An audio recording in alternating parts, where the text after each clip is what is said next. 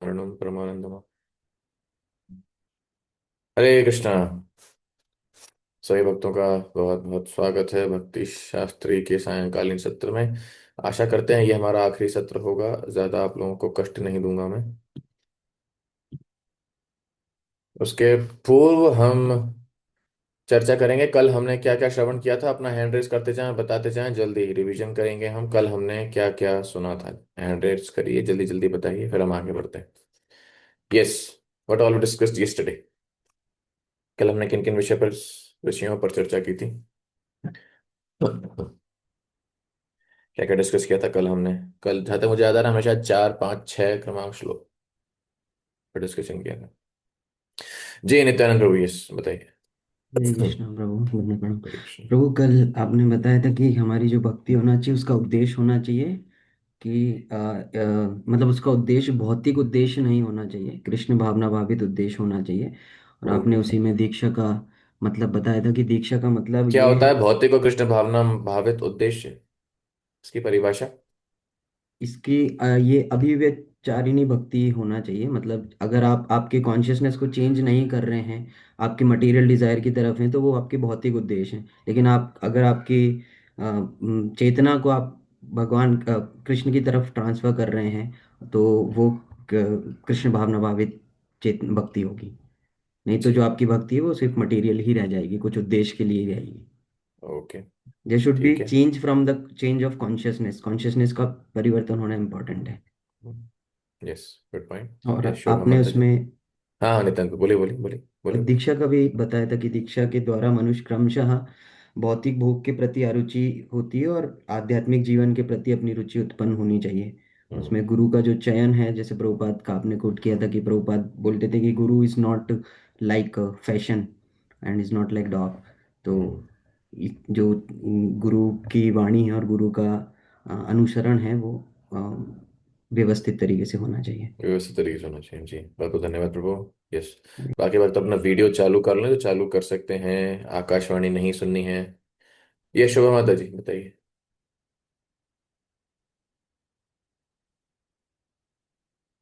हरे कृष्णा। प्रभु जी, आपने बताया था कि जैसे भक्तों के बीच में अपने मन की बातें शेयर करना, भौतिक लोगों के मन बीच में शेयर करने का डिफरेंस बताया था। और भक्तों के संग में रहकर उन्हीं से ही अपने मन की बात करनी चाहिए, क्योंकि इससे नहीं तो हम्म। जो हमें मतलब मिलता है सुझाव, जो कि हमें क्या करना चाहिए, वो हमारे जीवन की दिशा बदल सकता है। भौतिक लोग हम्म। हमें अलग रास्ते पे ले जा सकते हैं, जबकि आध्यात्मिक लोग हमें सही मार्ग सुझाते हैं कि हमें किसी भी परिस्थिति में क्या करना चाहिए। Good point. थैंक यू माता जी। जयंत प्रभु।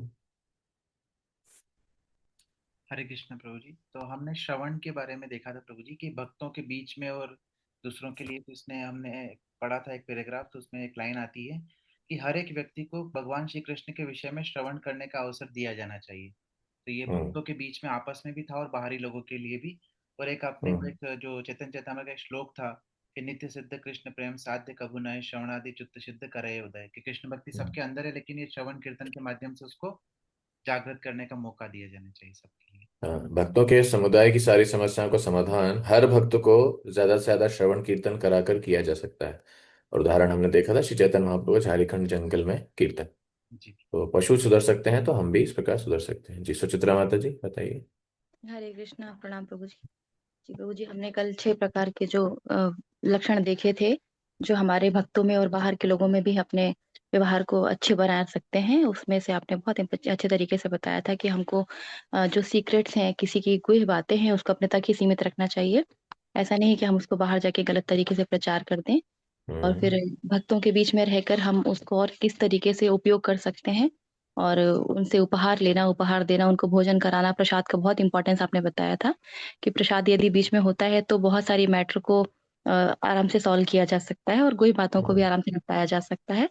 और भक्ति रसामृत सिंधु से भी आपने बताया था कि शुद्ध भक्ति योग को किस तरीके से डिस्क्राइब किया है कि जो शरीर और मन के कार्यों से और ज्ञान और कर्म से परे होते हैं, वो शुद्ध भक्ति योग कहलाता है। हरे कृष्णा, प्रणाम। हरे कृष्णा। थैंक यू माता जी। अंजना माता जी बताइए। हरे कृष्ण प्रभु जी, दंडवत प्रणाम। प्रभु जी, 5वें श्लोक में आपने बताया था कि तारक अधिकारी श्री प्रभुपाद जी हैं और हम्म। बाकी सब उन तक ले जाने वाले हैं। और श्लोक 6 में आपने बताया था जब तक हम संतुष्ट होते हैं तब तक हम भौतिक हैं, जब भगवान संतुष्ट होते हैं तो आध्यात्मिक। हरे कृष्ण प्रभु जी, दंडवत हरे प्रणाम। कृष्ण जी। थैंक यू माता जी। सागरिका माता जी। हरे कृष्ण प्रभु जी, धन्यवाद प्रणाम। प्रभु जी, आपने हाँ, बताया था कि कोई व्यक्ति अपने आप को कृष्ण के सनातन सेवक के रूप में जान लेता है तो वो कृष्ण की सेवा के अलावा और कोई चीज में रुचि नहीं लेता।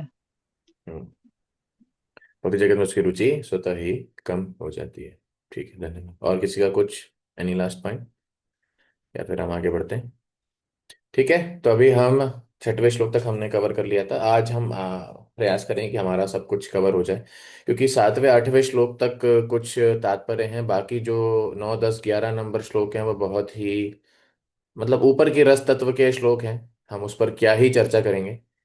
लेकिन हाँ, भक्ति का सार उसमें बताया गया है, तो जितना हम चर्चा कर सकते हैं करेंगे। और हम प्रयास करेंगे कि भले ही हम 9:30 से थोड़ा आगे चले जाएं, लेकिन आज हम समाप्त कर दें, इससे अलग से हमको क्लास ना लेना पड़े। ठीक है, तो टाइम से ऊपर जाए तो कृपया हमको कोसिएगा मत। ठीक है। श्लोक क्रमांक 7, उपदेशामृत, प्रारंभ करते हैं हम। सैत् कृष्ण नाम चरितादिश प्रस्थाप्य विद्या पित्तोपतप्त रसनस्य न रोचिकानु किन्त्वाद्वरादनुदिनं खलु सैव जुष्टा स्वाद्विक्रमाद् भवति तद्गदमूलहन्त्री। अनुवाद इसका पढ़िए कृष्णार्पित प्रभु। यस प्रभु।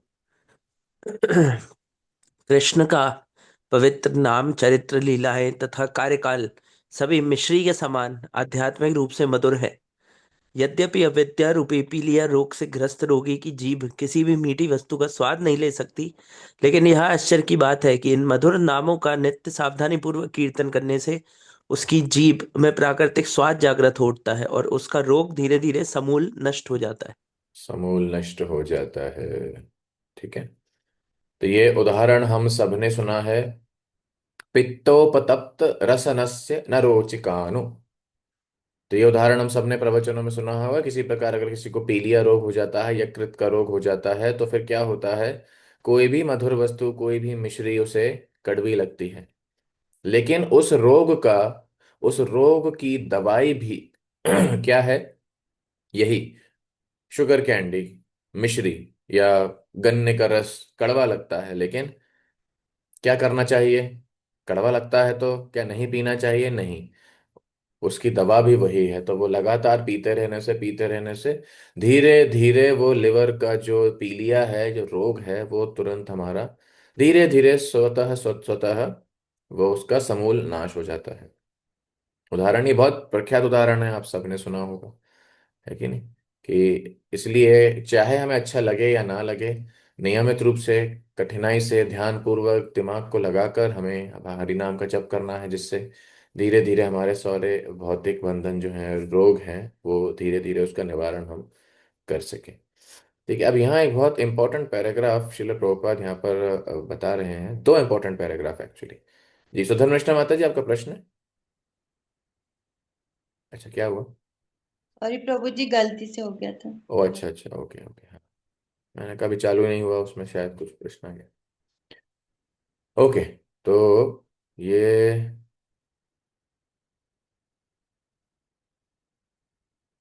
1 मिनट।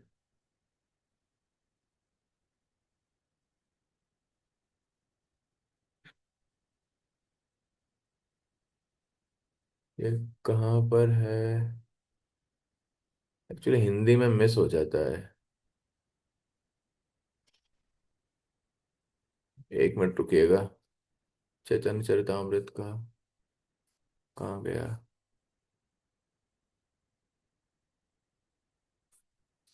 हे भगवान, 7 नंबर श्लोक ही है ना ये? जी प्रभु जी। जी प्रभु साथ जी। में जी वे, एक तो बहुत सारी चीजें उन्होंने बताई नहीं है। ठीक है, तो यहाँ से पढ़िए, यहाँ से पढ़िए अंजना माता जी, इधर से पढ़िए, इसी प्रकार से ये पूरा पैराग्राफ पढ़िए, इसी प्रकार से।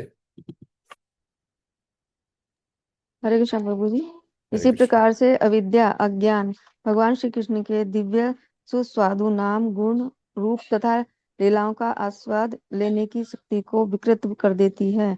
इस रोग के होते हुए भी यदि कोई अत्यंत सावधानी एवं ध्यान के साथ भगवान श्री कृष्ण के पवित्र नाम का कीर्तन करते हुए तथा उनकी दिव्य लीलाओं का श्रवण करते हुए कृष्ण भावनामृत को स्वीकार करता है तो उसकी अविद्या नष्ट हो जाती है और उसकी जीव भगवान की दिव्य प्रकृति और उनके साज समान का मधुर आस्वाद प्राप्त करने में समर्थ हो जाएगी। इस प्रकार का आध्यात्मिक स्वास्थ्य लाभ कृष्ण भावनामृत के नियमित अनुशीलन द्वारा ही संभव हो पाता है। नियमित अनुशीलन द्वारा ही संभव हो पाता है। लगातार करते रहना है। इंग्लिश में श्रील प्रभुपाद लिख रहे हैं रेगुलर कल्टीवेशन। कैसा? रेगुलर, नियमित, कभी भी छूटना नहीं चाहिए, है ना। ये यहाँ पर बताया जा रहा है। और तात्पर्य में ध्यान से किताब में देखिए और स्क्रीन पर देखिए क्या कह रहे हैं। भगवान के नाम रूप गुण लीला में कभी किसी व्यक्ति को स्वाद क्यों नहीं आ पाता, इंटरेस्ट क्यों नहीं है, टेस्ट क्यों नहीं है। टेस्ट कहाँ है? टेस्ट यहाँ है, लेकिन हमें टेस्ट यहाँ नहीं आ रहा है। क्यों नहीं आ रहा है? क्या लिखा गया है? श्लोक को ध्यान से पढ़िए वापस से। चरितादि स्यात् कृष्ण नाम चरित आदि। ठीक है, चरित आदि नाम रूप गुण लीला। ठीक है। सीतापि, मिश्री जैसे हैं, लेकिन उसके मिश्री जैसे लगते नहीं है। क्यों? अविद्या। अविद्या की वजह से। अच्छा, कौन सी अविद्या है हमारी?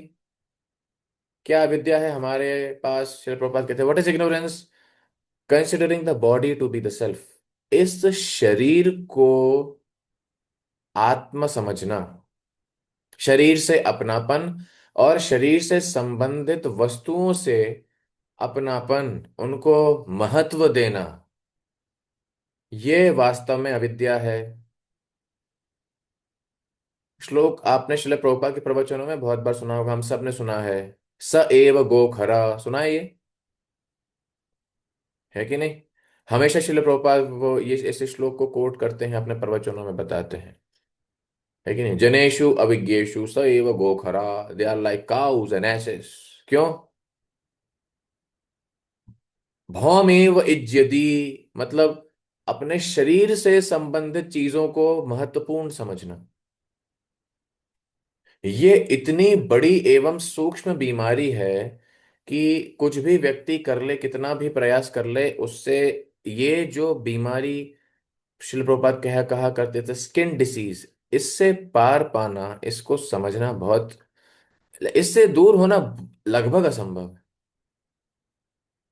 और इसीलिए आप अनुभव करेंगे कि जब भी भक्तों के समुदाय में, भक्तों के बीच में कोई भी समस्याएं आती हैं, कोई भी परेशानियां आती हैं, केवल और केवल वो इसलिए आती हैं कि हम खुद को शरीर और शरीर से संबंधित चीजों को विशेष समझते हैं।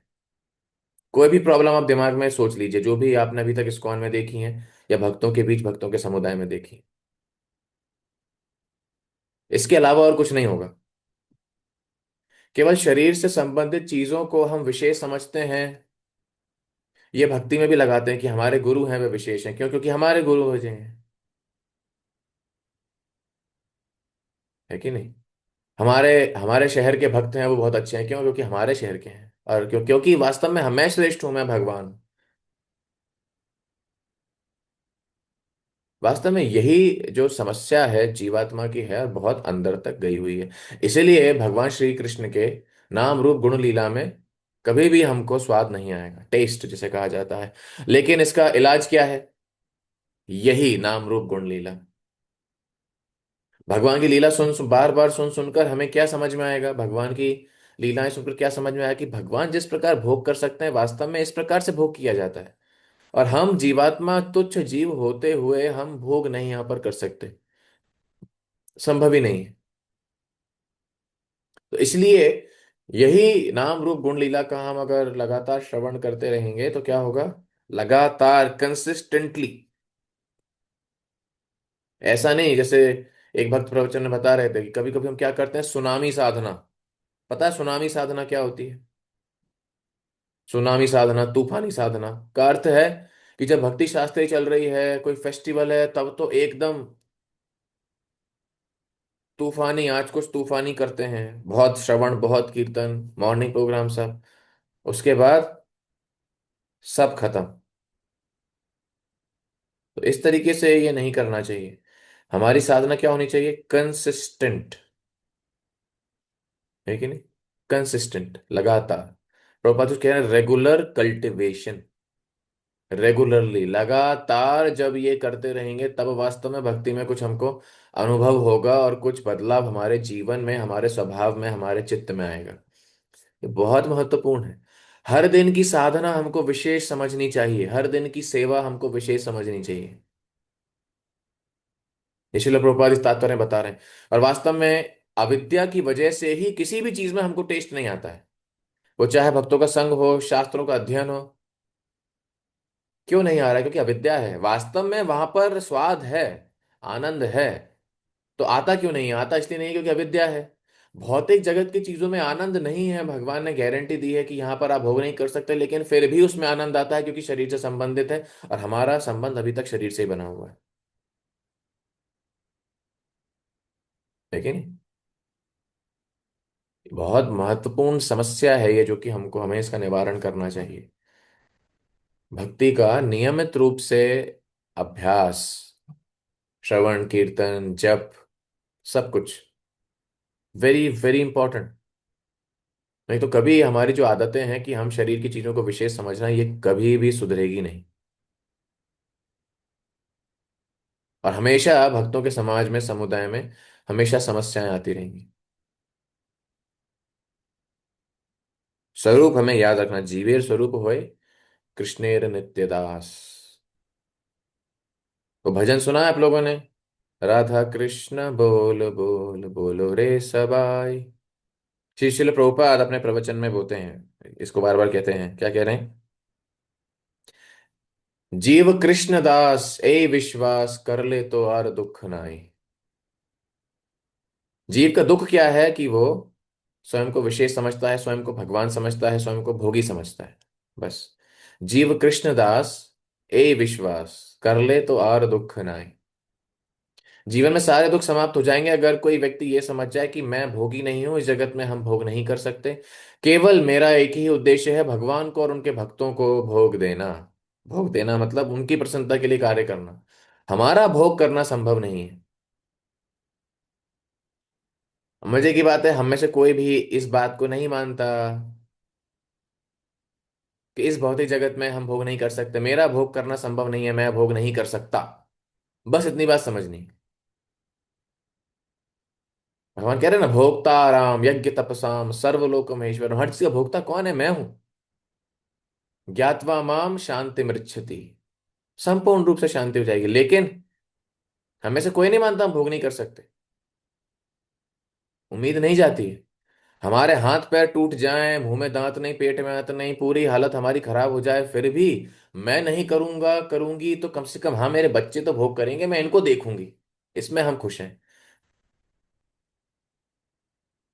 लेकिन ये उम्मीद नहीं है कि मैं नहीं कर सकी, मैं नहीं कर सका, तो क्या ये व्यक्ति, मेरे बच्चे, मेरे नाती पोते कर सकते हैं? क्या संभव है? नहीं है। चाहे कोई व्यक्ति भक्त बन जाए, दीक्षा ले ले, नाम उसका बदल जाए, नाम बदल जाने के बाद भी वो परिवार से संबंध उसका नहीं छूटता, वो उम्मीद नहीं छूटती कि भोग जो है परिवार के माध्यम से नहीं मिलेगा। ये नहीं, नहीं मिलेगा, कैसे नहीं मिलेगा? ट्राई करने में क्या जाता है? हो सकता है हम ढंग से ट्राई नहीं कर रहे थे, है कि नहीं? 11वें स्कंद में वो श्लोक है ना, जो पिंगला बताती हैं, आशा ही परमम दुखम, नैराश्यम ही परम सुखम। तो ये बहुत बहुत गहरी बीमारी हम सबको है, कि कभी दिमाग में आता ही नहीं है कि हम भोग नहीं कर सकते, हम भोगता नहीं है, we are not the enjoyers. इसलिए भगवान के नाम में, भगवान के गुण में, भगवान की लीला में कभी भी स्वाद नहीं आता। लेकिन इलाज भी यही है, लेकिन इसलिए लगातार करते रहना है, करते रहिए, करते रहिए, करते रहिए, करते रहिए, करते रहिए, लगातार जब अवसर मिले तब इसको करना है कि नहीं? श्री प्रभुपाद आगे तात्पर्य बता रहे हैं कि ये नॉर्मल, हमारी नॉर्मल कंडीशन क्या है। ये क्या लिखा है यहाँ पे? ये पढ़ो नित्यानंद प्रभु। यहां से पढ़िए, सहज अवस्था तो सहज अवस्था तो भगवान का सनातन दास बने रहना है। जीवेर स्वरूप हाय कृष्णेर नित्य दास। यह स्वस्थ अवस्था तब चली जाती है जब जीव कृष्ण की माया शक्ति के बाह्य गुणों से आकर्षित होकर कृष्ण को भूल जाता है। यह माया का संसार दुराश्रय कहलाता है, जिसका अर्थ है मिथ्या या बुरी शरण। जो दुराश्रय में श्रद्धा रखता है उसे निराशा ही प्राप्त होती है। इस भौतिक जगत में प्रत्येक व्यक्ति सुखी होने का प्रयास करता है, और यद्यपि उसके प्रयास सभी तरह से विफल होते हैं, किंतु अविद्या के कारण वह अपनी त्रुटियों को समझ नहीं पाता। लोग एक त्रुटि को दूसरी त्रुटि से सुधारना चाहते हैं। इस जगत में अस्तित्व टिकाए रखने के लिए संघर्ष करने की यही रीति है। यदि ऐसी अवस्था में किसी को कृष्ण भावनामृत ग्रहण करके सुखी होने की सलाह दी जाती है, तो वह ऐसे उपदेशों को स्वीकार नहीं करता। स्वीकार ही नहीं करता। संघर्ष क्या है? इस जगत में अस्तित्व टिकाए रखने के लिए संघर्ष करने की यही रीति है। क्या रीति है? एक त्रुटि से को दूसरी त्रुटि से सुधारना चाहते हैं। क्या खतरनाक तात्पर्य शिल प्रभुपाद ने लिखा है। उसके बावजूद भी कोई दृढ़ निश्चय करने के लिए तैयार नहीं है कि हम सब कुछ छोड़कर भगवान की भक्ति करना चाहते हैं, कि नहीं नहीं ऐसे नहीं होता, वो तो बहुत कुछ जिम्मेदारियां हैं हमारी देखने के लिए। हमारी घर में भले जरूरत नहीं है, किसी का कुछ नहीं छूटता है, भले ही हमारी कहीं जरूर इस भौतिक जगत में हमारी कोई जरूरत नहीं है। हमें भले ही हमारे परिवार के लोग ऐसा ट्रीट करें जैसे कि वो सड़ी हुई सब्जियों का करते हैं, कि है तो ठीक है, नहीं तो डस्टबिन में भी चली जाए तो कोई दिक्कत नहीं है। लेकिन जो उम्मीद है वास्तव में, जो आशा है, आश्रय हमने ले रखा है। इसलिए वो क्या कहते हैं प्रहलाद महाराज, दुराशया ये बहिरर्थ माने ना। क्या श्लोक है वो? पहली लाइन क्या है उसकी?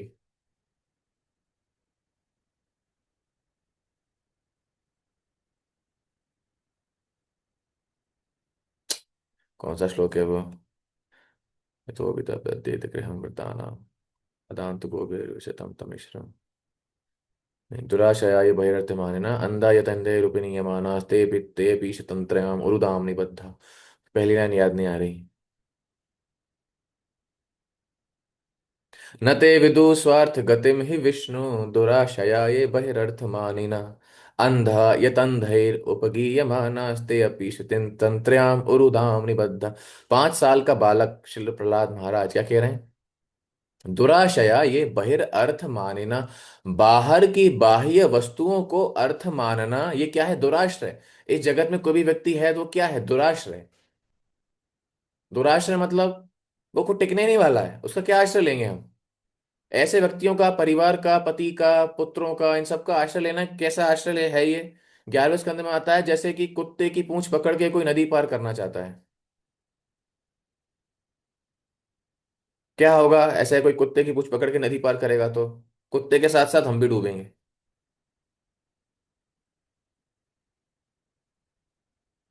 सुनने में बड़ा लगता है ना, घर पे मत बता दीजिएगा ये क्लास में हम ये सुन के आए, नहीं तो बोलेंगे कि क्या इस्कॉन वाले क्या क्या बताते रहते हैं। लेकिन वास्तव में स्थिति यही है।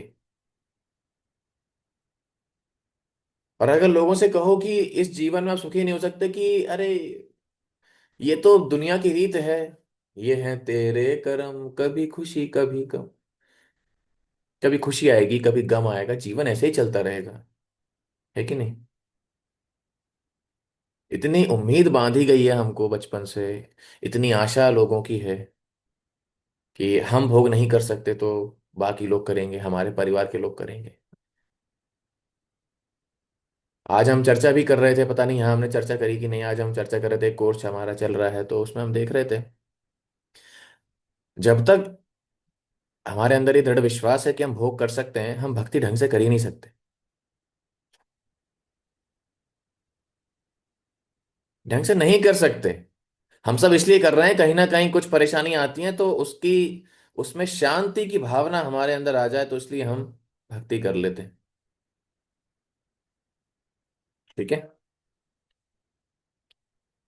अगर भोग की प्रवृत्ति है तो भक्ति नहीं कर सकते। ये शिष्य का कर्तव्य है, उसका गुण है, जिज्ञासु श्रेय उत्तमम। भौतिक जगत से वो त्रस्त हो चुका है, हम त्रस्त नहीं हुए हैं। हमें उम्मीद है हम गौर पूर्णिमा पर भी वही धूमधाम से मनाएंगे। और वही धूमधाम तब भी रखेंगे जब इंडिया वर्ल्ड कप जीत जाएगी। क्योंकि है ना, क्रिकेट क्रिकेट होता है, उस क्रिकेट के बारे में कुछ बोलना नहीं चाहिए कोई, है कि नहीं। जब तक भौतिक जगत से हमारे अंदर वो भावना नहीं आ जाएगी कि हम त्रस्त हो चुके हैं, तब तक भक्ति वास्तव में ढंग से नहीं कर सकते। और हम ये चर्चा कर रहे थे आज एक लेक्चर में, एकदम से पॉइंट आ गया, ये कहीं सुना था हमने। आप देखिए, भौतिक जगत में अगर हम थोड़ा भी दिमाग लगाएंगे, आप वो कर ही नहीं पाएंगे, हम वो कर ही नहीं सकते। आप समझ रहे हैं हम क्या बोल रहे हैं? भौतिक जगत में जो भी चल रहा है, आप थोड़ा दिमाग लगाइए, हम भोग नहीं कर पाएंगे। लेकिन हमें अज्ञान में रहने में मजा आता है। लोग आंखें बंद करके दुनिया में भोग करते हैं, वो बेवकूफ बने रहना चाहते हैं। अगर आप उनसे कहेंगे कि ऐसा क्यों होता है, तो वे कहेंगे, अरे सब करते हैं तो हम करते हैं, इतना दिमाग क्यों लगाते हो? ज्यादा इस्कॉन चले गए क्या? ज्यादा गीता पढ़ ली क्या आपने? अच्छा, बाहर की जो चीजें हैं जो कि व्यर्थ हैं, दुराशया ये बहिर्थ माने ना, वहां लोगों को संपूर्ण श्रद्धा है। भक्ति में आएंगे तो यहां प्रश्न करेंगे, आप लोग विदेश भी पैसा भेजते हो ना? नए लड़के हैं जो इंजीनियर्स रहते हैं, उनको भटका रहे हो ना आप? यहां प्रश्न पूछेंगे। नए नौजवान जो लड़के लड़कियां हैं, उनको आप भक्त बना रहे हो, वो देश में योगदान नहीं दे रहे। वहां नहीं पूछते, भौतिक जगत में कोई नहीं पूछता है कि देश में इन लोगों का क्या योगदान है। अगर हम दिमाग लगाएंगे ना, थोड़ा सा भी, तो भोग नहीं कर पाएंगे। लेकिन हम दिमाग बंद कर देते हैं, वो कचरे का डिब्बा बंद कर देते हैं कि दिमाग कौन लगाए, मजा आना चाहिए। अनेक उदाहरण मैं आपको दे सकता हूं, अनेक उदाहरण। जो भी आपके आसपास चल रहा है ना, उसमें थोड़ा दिमाग लगाइए, क्यों चल रहा है, आप देखेंगे कोई कारण नहीं है। इट्स ऑल यूजलेस, है कि नहीं? कोई कारण नहीं है उसका, लेकिन करते हैं लोग। और अगर हम मना करेंगे तो लोग क्या कहेंगे कि अरे ज्यादा दिमाग क्यों चलाते हो, पागल कहेंगे। शादियों का सीजन चल रहा है, चले शादियों का एग्जांपल लेते हैं। कौन बताएगा? लेडीज से पूछते हैं, माता जी से। पुरानी तो नहीं जाते होंगे ज्यादा, यहाँ नारदी माता जी, परमानंद धामेश्वरी माता जी बता सकते हैं। हल्दी के सेरेमनी में येलो आउटफिट क्यों पहनते हैं, बताइए।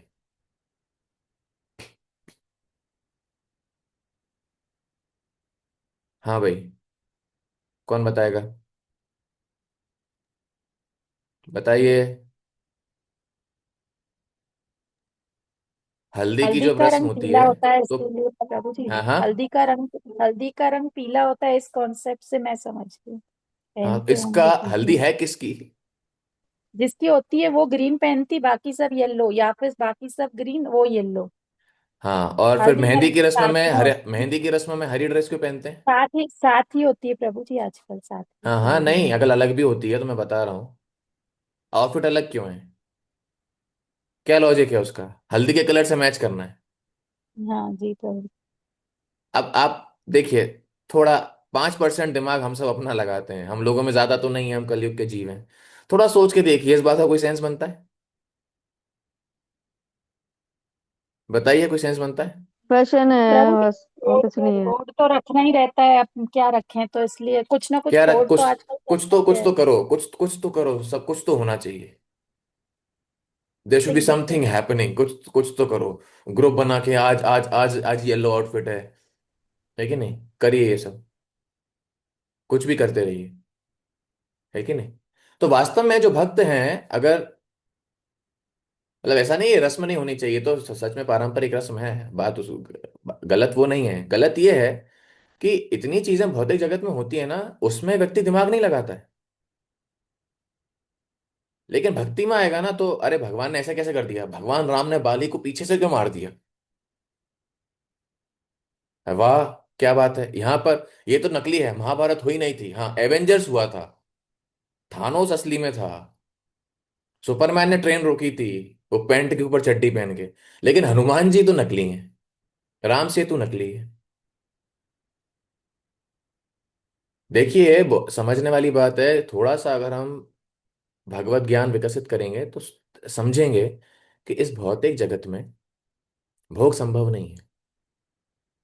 ये नहीं है कि देखिए जो जो रस्में हैं, जो वैदिक रस्में हैं, जो विवाह हैं, जो भी हैं, ये सब, हाँ ये सब जो है प्रामाणिक, ये वर्णाश्रम धर्म है, ये होना ही चाहिए।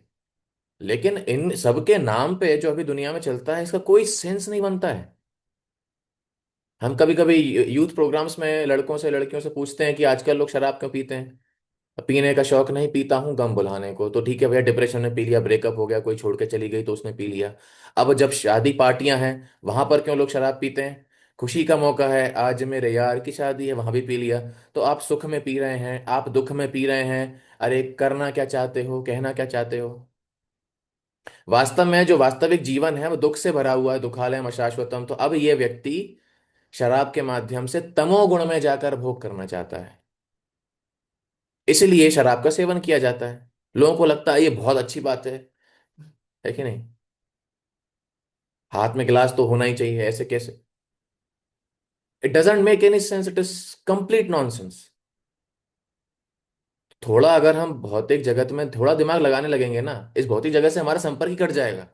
इसलिए पता नहीं आपने ताने सुने होंगे कि नहीं, कैसे अजीब लोग हैं, कैसा अजीब लड़का है, अजीब लड़की है, आप ये नहीं करते, ये नहीं करते, ये नहीं, यहाँ नहीं जाते, वहां नहीं जाते। थोड़ा पागल तो हम बन जाते हैं। और उससे ऊपर के लेवल के भक्त होते हैं जो दोनों जगह मजे करते हैं, है कि नहीं? दोनों जगह वहां जाकर अलग ही रूप है, यहाँ आकर एकदम हरे कृष्णा प्रभु जी, हरे कृष्णा माता जी, हरि बोल प्रभुपाद की जय। तो वहां भी बढ़िया, यहाँ भी बढ़िया, ये होते हैं मजे। ऐसा नहीं बनना चाहिए हमको, सब जगह एकदम संपूर्ण भोग चल रहा है हमारा। कहने की बात यह है कि ये अविद्या जो है इतनी डीप रूटेड है, बहुत गहरी है।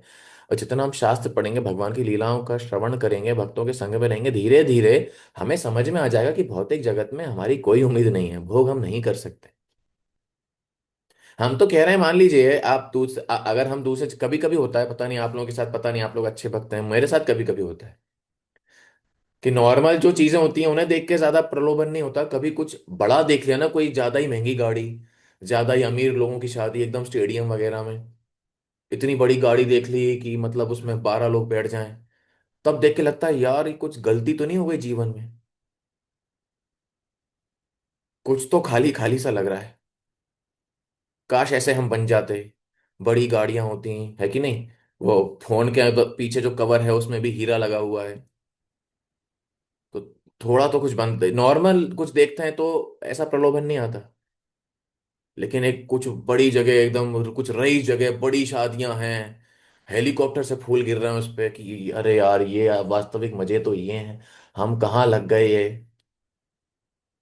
अरे परेशानी ये है, भगवान क्या कह रहे हैं, आ ब्रह्म भुवना लोक का, अगर हम इंद्र भी बन गए।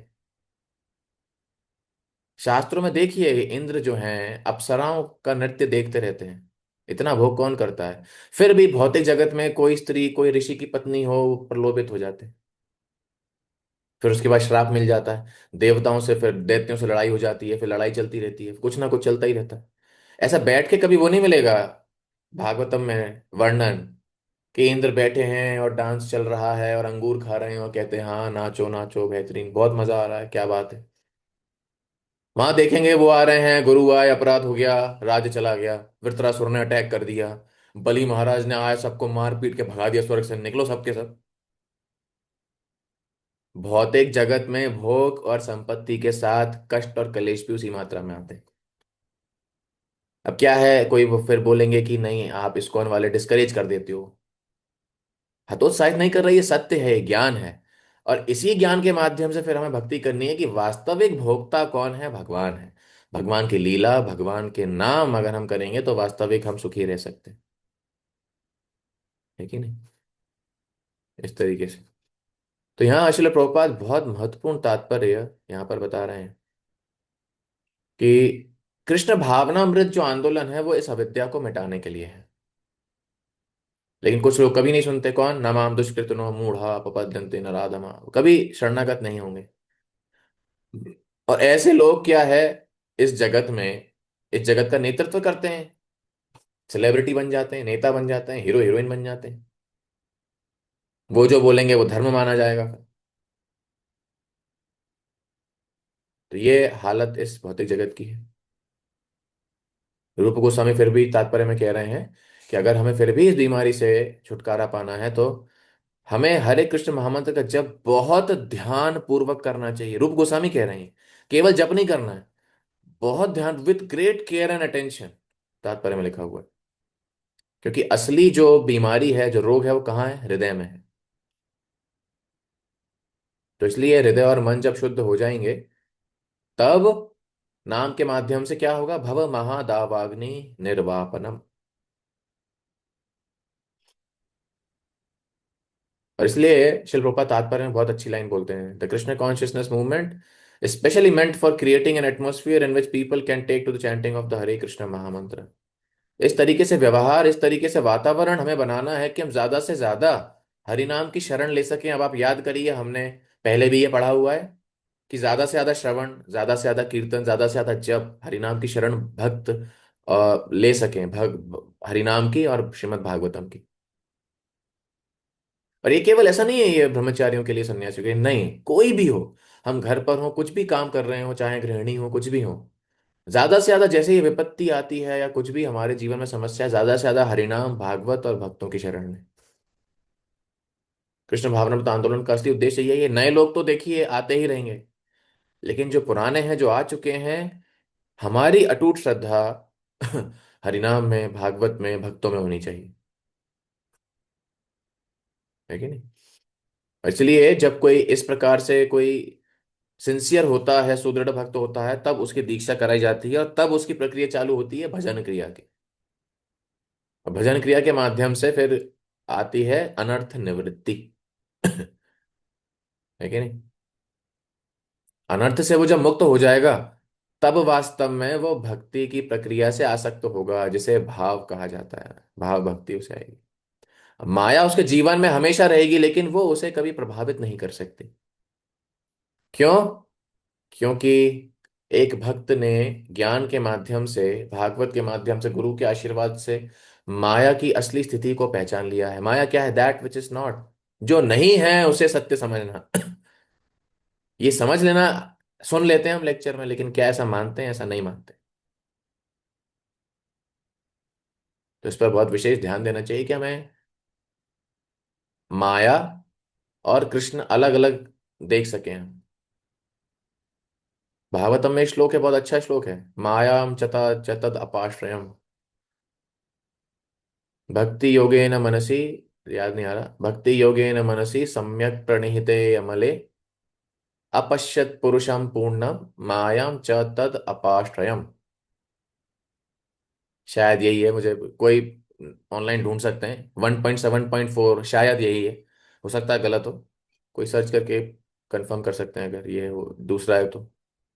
1.7.4। तो यहाँ बता रहे हैं कि व्यासदेव ने किस प्रकार से दर्शन किए भगवान के।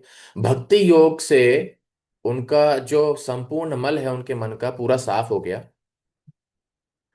अपश्यत पुरुषम पूर्णम, उन्होंने भगवान को देखा। अब भगवान के पीछे माया को देखा। क्या समझ में आया इससे? उनको समझ में आया कि वास्तव में जब भगवान नहीं रहेंगे तब जो है माया का प्रभाव कब पड़ेगा? जब भगवान नहीं रहेंगे तो। और माया जो है भगवान की ही शक्ति है, पीछे है भगवान के। कैसे देख पाए वो? भक्ति योगे न मनसी सम्यक प्रणीते अमले, भक्ति योगे, भक्ति योग जब उन्होंने किया, मन से संपूर्ण मन उन्होंने शुद्ध कर लिया, तब उनको ये दर्शन हुआ। तभी हम कृष्ण के संबंध में माया को तभी देख सकते हैं जब हम भक्ति योग उस तरीके से करेंगे जैसा कि श्लोक में बताया गया है। किसने चेक किया? यही श्लोक है क्या? 174 यही है? ओके। यस प्रभु जी, यही। ओके, ठीक है। अब हम आगे बढ़ते हैं। श्लोक क्रमांक 8। यस। तन्नाम रूप चरितादिषु कीर्तनानो स्मृत्यो क्रमेण रसना मनसि नियोज्य तिष्ठन् व्रजे तदनुरागी जनानुगामी कालम नयेदखिलमिति उपदेश सारम। पढ़िए इसको, कौन है हमारे साथ? जी वसुदेव नंदन प्रभु, पढ़ोगे आप? हो क्या कैमरे के पीछे?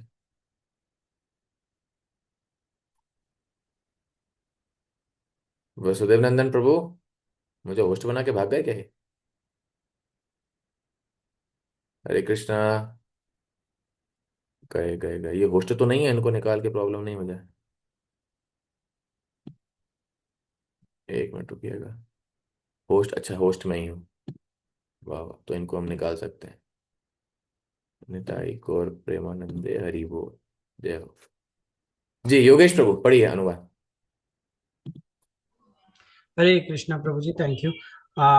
समस्त उपदेशों का सार यही है कि मनुष्य अपना पूरा समय चौबीसों घंटे भगवान के दिव्य नाम, दिव्य रूप, गुणों तथा नित्य लीलाओं का सुंदर ढंग से कीर्तन तथा स्मरण करने से लगाए, जिससे उसकी जीव मन क्रमशः व्यस्त रहे। इस तरह उसे ब्रज, गोलोक, वृंदावन धाम में निवास करना चाहिए और भक्तों के मार्गदर्शन में कृष्ण की सेवा करनी चाहिए। मनुष्य को भगवान के उन प्रिय भक्तों के पद चिन्हों का अनुगमन करना चाहिए जो उनकी भक्ति में प्रगाढ़ता से अनुरक्त हैं। अनुरक्त हैं। हरे कृष्ण। अब ये बहुत अच्छा श्लोक है, इस पर हम थोड़ी चर्चा करेंगे। बाकी के जो श्लोक हैं वो जो हैं, बाकी के जो श्लोक हैं वो उस तरीके से फिर बहुत कम उनमें तात्पर्य है, वो हमारे स्तर के भी नहीं है कि नहीं।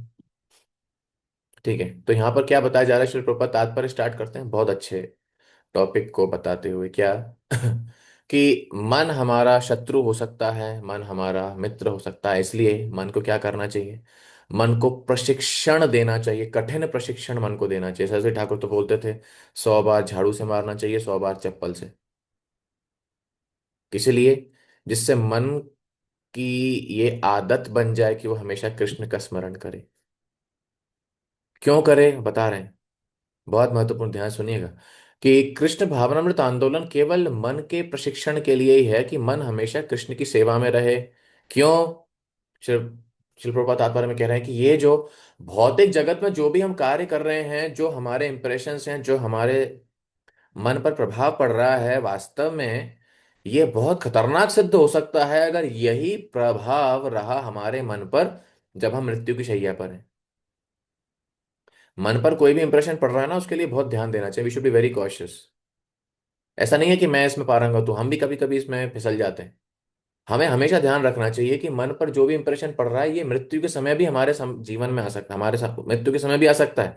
मृत्यु के समय अगर ऐसी कोई भी चीज, ऐसा कोई भी स्मरण हमारे मन में आ गया तो क्या होगा, हमें वापस इस भौतिक जगत में जन्म लेना पड़ेगा, भौतिक संसर्ग में, संपर्क में आना पड़ेगा, जो कि खतरनाक सिद्ध हो सकता है। मन को संयम में नहीं किया तो खतरनाक सिद्ध हो सकता है। इसीलिए मन को हमेशा भगवान की सेवा में लगाना चाहिए, है कि नहीं? क्योंकि मन से वास्तव में, मन और बुद्धि एक सूक्ष्म शरीर पहले से ही हमारा बना देते हैं। इसे रूप गोस्वामी कहते हैं मन को प्रशिक्षण देना चाहिए और ऐसा वातावरण रखना चाहिए और कठिनाई से संघर्ष करना चाहिए कि मन से कभी भी कृष्ण का विस्मरण ना हो। इसलिए कृष्ण कॉन्शियसनेस की डेफिनेशन क्या है? Always remember Krishna, never forget Krishna. Always remember मतलब हर वो चीज करनी है जो भगवान का स्मरण दिलाती है। नेवर फॉरगेट मतलब मन को संघर्ष करना है कि कभी भी मन कृष्ण को भूले ना, कभी भी मन भगवान और गुरु के आदेशों से, भक्तों के आदेशों से विपरीत दिशा में ना जाए, है कि नहीं? अब शिल प्रभुपाद एक बहुत विशेष चीज यहां पर बता रहे हैं। क्या? वृंदावन में वास करने के लिए, इस श्लोक में बताया गया है वृंदावन में वास करना चाहिए, लेकिन उसके लिए क्या हमारी स्थिति होनी चाहिए और कैसे हम रहने चाहिए वो यहाँ बताया जा रहा है। भक्ति साम्र सिंधु का श्लोक यहाँ बताया जा रहा है। कैसा? कृष्ण स्मरणम जनम चास्य प्रेष्ठम निज समीहितम तत्त कथा रतश्च स कुर्यात् वासं व्रजे सदा। एक भक्त को व्रजमंडल में रहना चाहिए, हमेशा भगवान का स्मरण करना चाहिए, है कि नहीं? भगवान श्री कृष्ण का और उनके पार्षदों का। मजे की बात यह है कि हमारा वो स्तर ही नहीं है कि हम वह कर सके। हम वृंदावन में वास करके वृंदावन में भक्ति नहीं कर सकते। कुछ समय के लिए हमें लग सकता है कि हम कर सकते हैं, लेकिन संभव नहीं। इसलिए रूप गोस्वामी ने यहाँ क्या कहा है, अनुवाद देखिए। इस किस तरह व्रज में विलास, किस तरह विलास बोल रहे हैं, व्रज में वास किस तरह करनी चाहिए कि 24 घंटे भगवान के दिव्य नाम रूप गुण लीलाओं को सुंदर ढंग से कीर्तन स्मरण करना चाहिए, निवास करना चाहिए। किस प्रकार के मनोभाव से? भक्तों के मार्गदर्शन में कृष्ण की सेवा करनी चाहिए। प्रिय भक्तों के पद चिन्हों का अनुगमन करना चाहिए। क्या लिखा है यहाँ पे, श्लोक वापस देखिए। कालम नयेत खिलमित इति उपदेश सारम तद अनुरागी जनानुगामी। भगवान के जो शुद्ध भक्त हैं, भगवान के जो पार्षद हैं, भगवान के हमारे जीवन में भगवान के सबसे प्रमुख पार्षद कौन है?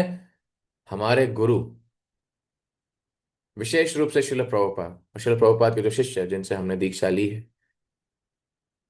जब तक उनका आदेश नहीं है, जब तक जो हमारे वरिष्ठ हैं, जो हमारी भक्ति की जिम्मेदारी उठाते हैं, उनका आदेश नहीं है, तब तक हमको वृंदावन में वास करने का अधिकार भी नहीं है।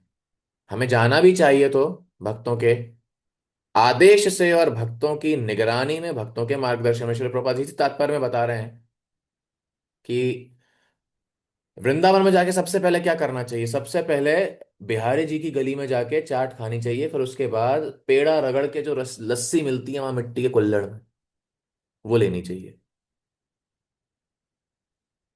है कि नहीं?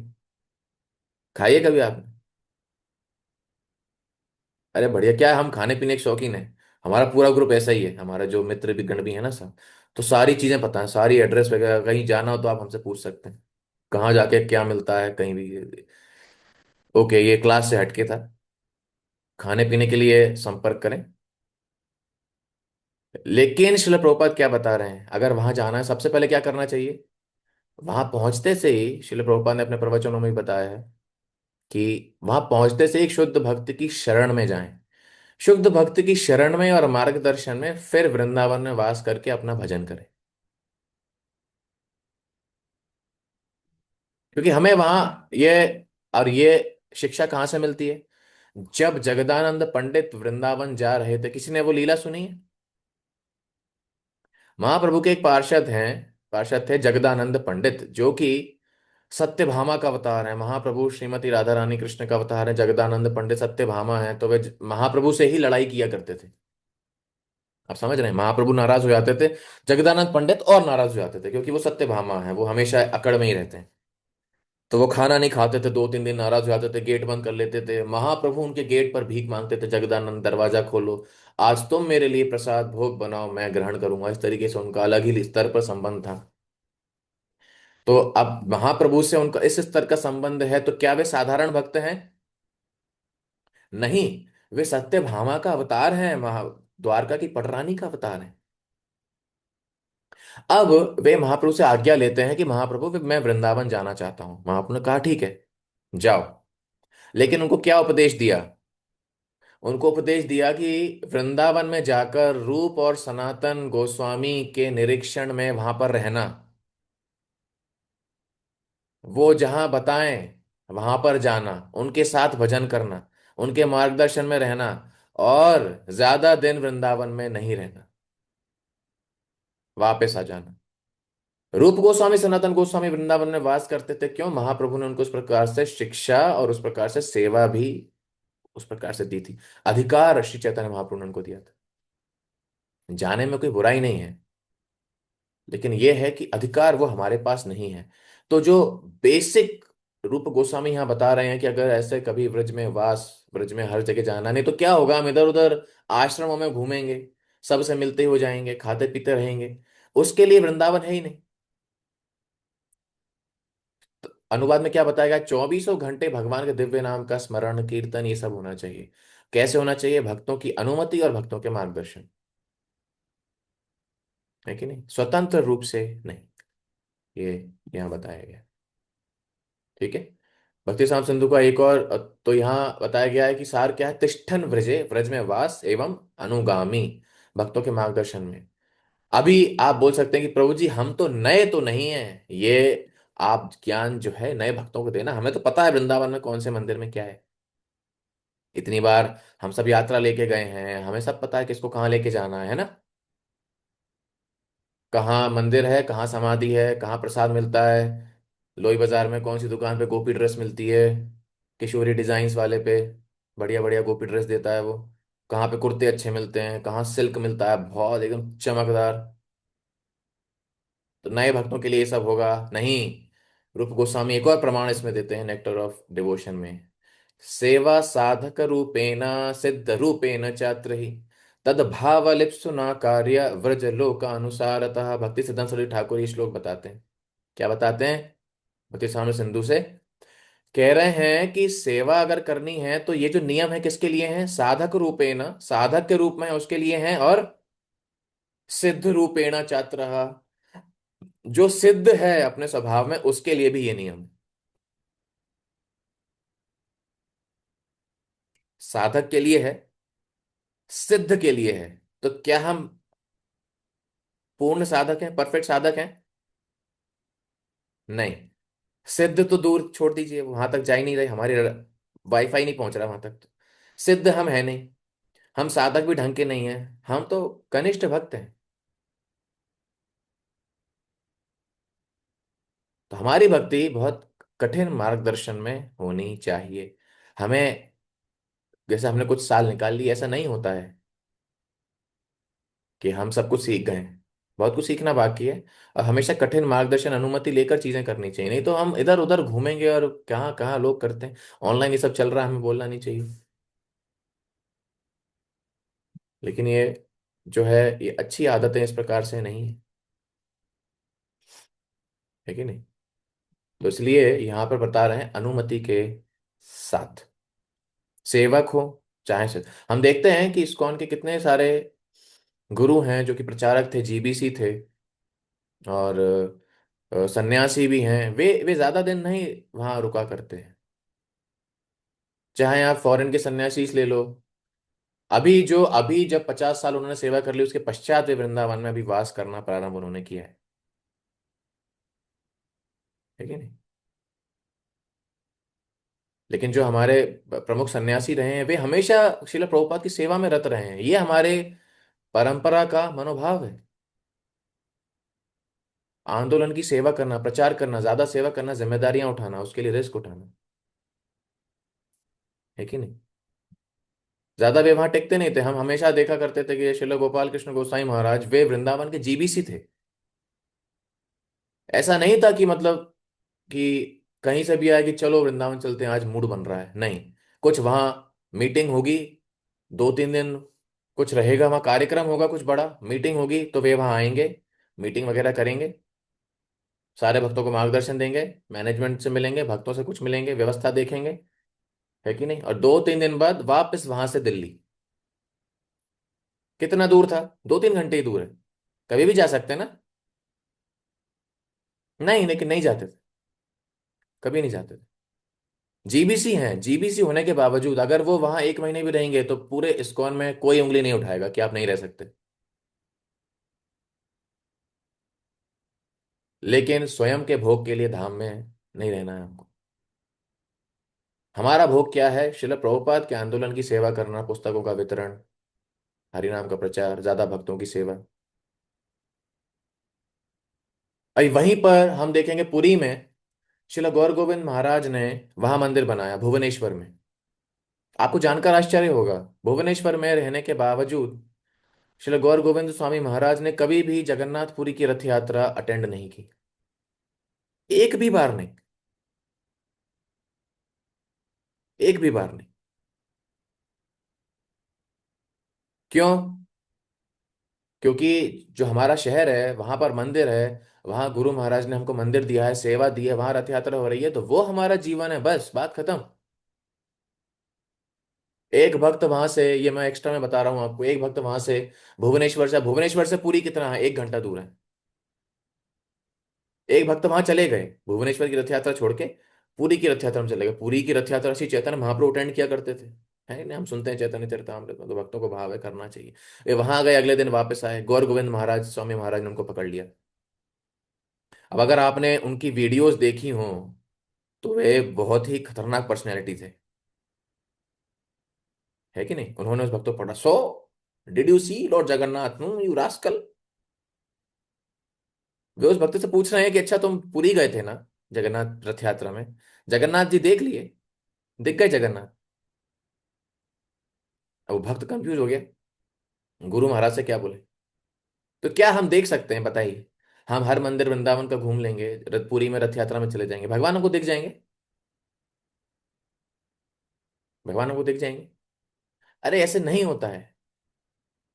हम हर मंदिरों में जा रहे हैं, मंदिरों में बैठे हैं, अपनी सेवा छोड़ रहे हैं, गुरु का श्रवण छोड़ रहे हैं। कई बार हमने देखा कि जब हम एक बार यात्रा में गए थे श्री श्रीमद राधानाथ स्वामी महाराज की यात्रा में, तो 12-13 हजार भक्त वहां पे थे। कुछ भक्त लेक्चर छोड़कर जगन्नाथपुरी मंदिर में थे कि वहां जगन्नाथ के दर्शन करने जा रहे हैं। जगन्नाथ के दर्शन हो जाएंगे। और यहाँ पर महाराज प्रवचन बता रहे हैं, प्रवचन में साक्षात्कार बता रहे हैं। महाराज वे भक्त हैं, विदेशी हैं, तो जगन्नाथपुरी मंदिर में कभी अनुमति प्रवेश ही नहीं मिला है उनको। कभी प्रवेश नहीं मिला। जगन्नाथ जी कभी उन्होंने उस मंदिर में नहीं देखे, जाना ही अलाउड नहीं है। लेकिन जब वे श्री चैतन्य चरितामृत की कथा सुनाते हैं, तो क्या उनसे अच्छी कोई सुना सकता है? नहीं सुना सकता। The best speaker in ISKCON for Shri Chaitanya Charitamrita when he speaks Chaitanya Lila. क्यों? क्योंकि उन्होंने उनके गुरु उनको दर्शन कराएंगे। हमारी आंखों से हम दर्शन नहीं करते। श्रील प्रभुपाद उनको जगन्नाथ जी उनके हृदय में डाल के देंगे कि मैं भगवान गिफ्ट में देता हूं, तुमको रखिए। हम दर्शन नहीं कर सकते भाई। और आप देखेंगे लीलामृत में पढ़ेंगे आप, श्रील भक्ति सिद्धांत सरस्वती ठाकुर को श्रील प्रभुपाद का कौन सा गुण पसंद आया था? कि ये भागते नहीं है, कहीं जाते नहीं है। I have seen he does not go away, he likes to hear. इसलिए उनको सेवा दी। ठीक है, इसलिए उनको सेवा दी गई।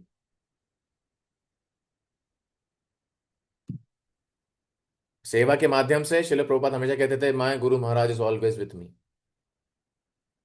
ये उनका दर्शन था, भक्तों का मार्गदर्शन। इसलिए हम हमारी इंद्रियों से, हमारे पास अधिकार ही नहीं है भगवान के दर्शन करने का। तो इसलिए हमारे लिए हाँ गौड़ीय वैष्णव की वृंदावन बहुत महत्वपूर्ण है। लेकिन जब ये अधिकार हमें गुरु वैष्णवों से मिले तब। We don't have that right to go to Vrindavan get absorbed. We can not get absorbed. हमारी हालत ये है कि श्लोक याद नहीं होता है, लेकिन गाने याद हो जाते हैं हमको। आप देखिए वृंदावन जाके हम भजन कैसे कर सकते हैं? होता है कि नहीं होता? ईमानदारी से बताइए। अभी श्लोक बता दूंगा तो पढ़ने में नहीं आएगा कि क्या लिखा है, ये संस्कृति है क्या, वो समझ में नहीं आएगा। गाना गाएंगे सब गा देंगे एक सुर में। ये हमारी हालत है। हम वृंदावन जाकर इसलिए ऐसे भजन नहीं कर सकते। हमें भक्तों के संरक्षण में अनुमति के से यहाँ पर जाना चाहिए। ठीक है, तो मन हमारा जो है कुल मिला के हमारा शत्रु बन जाएगा। इसलिए मन को हमेशा प्रशिक्षण देना है। भक्तिचंद श्री ठाकुर तात्पर्य में बता रहे हैं कि जिसने अभी तक, जिसका कृष्ण भावनामृत में रुचि पैदा नहीं हुई है, उसको अपने मन को बहुत प्रशिक्षण देना चाहिए। अब वृंदावन में अगर वो वास करना भी चाहते हैं तो हमेशा वृंदावन में भगवान के नाम रूप गुण लीला का स्मरण करें। लेकिन सरस्वती ठाकुर लिख रहे हैं अंडर द डायरेक्शन, ये फ्रेज याद रखिएगा, under the direction and protection of an expert devotee. English में ये है। इंग्लिश इंग्लिश वाला कोई है क्या? मिल गया परपोर्ट में? ये लाइन लिखी, अंडर द डायरेक्शन एंड, दो चीजें हैं क्या? Direction and protection of an expert devotee, किसी शुद्ध भक्त का मार्गदर्शन एवं किसी शुद्ध भक्त की सुरक्षा। तब कोई व्यक्ति वृंदावन में वास कर सकता है कि नहीं? तात्पर्य में बताया जा रहा है। ये एक तात्पर्य बहुत महत्वपूर्ण है, ये हम थोड़ा पढ़ते हैं। एक मिनट रुकिएगा, कहाँ है? हाँ, ये कौन पढ़ेगा साफ तेज क्लियर आवाज में? Anyone interested? किसकी है, किसको दे? परमानंद धामेश्वरी माता जी पढ़िए। ये वाला तात्पर्य है एकदम तेज आवाज में, साफ और धीरे धीरे। यहाँ से नवदीक्षित अवस्था। हरे कृष्ण प्रभु जी, धन्यवाद प्रणाम। नवदीक्षित अवस्था में मनुष्य को सदैव कृष्ण कथा सुननी चाहिए। यह श्रवण दशा कहलाती है। कृष्ण के दिव्य पवित्र नाम का निरंतर श्रवण करने से तथा उनके दिव्य रूप गुणों तथा लीलाओं के विषय में श्रवण करने से मनुष्य वरण दशा को अर्थात स्वीकृति के स्तर को प्राप्त करता है। इस दशा को प्राप्त कर लेने पर वह कृष्ण कथा सुनने के अनुरुक्त हो जाता है। जब कोई उर्मी में कीर्तन करने लगता है तो वह स्मरण अवस्था अर्थात स्मरण करने की अवस्था को प्राप्त करता है। उन्नत कृष्ण स्मरण के 5 क्रमिक अंग हैं: स्मृति, धारणा, ध्यान, अनुस्मृति तथा समाधि। प्रारंभ में कृष्ण का स्मरण थोड़े थोड़े अंतराल पर खंडित हो सकता है, लेकिन इसके बाद स्मरण अबाध रूप से चलता है। जब स्मरण निरंतर होता है तो केंद्रित होकर वह ध्यान कहलाता है, और जब ध्यान विस्तृत होकर स्थिर हो जाता है तो वह अनुस्मृति कहलाता है।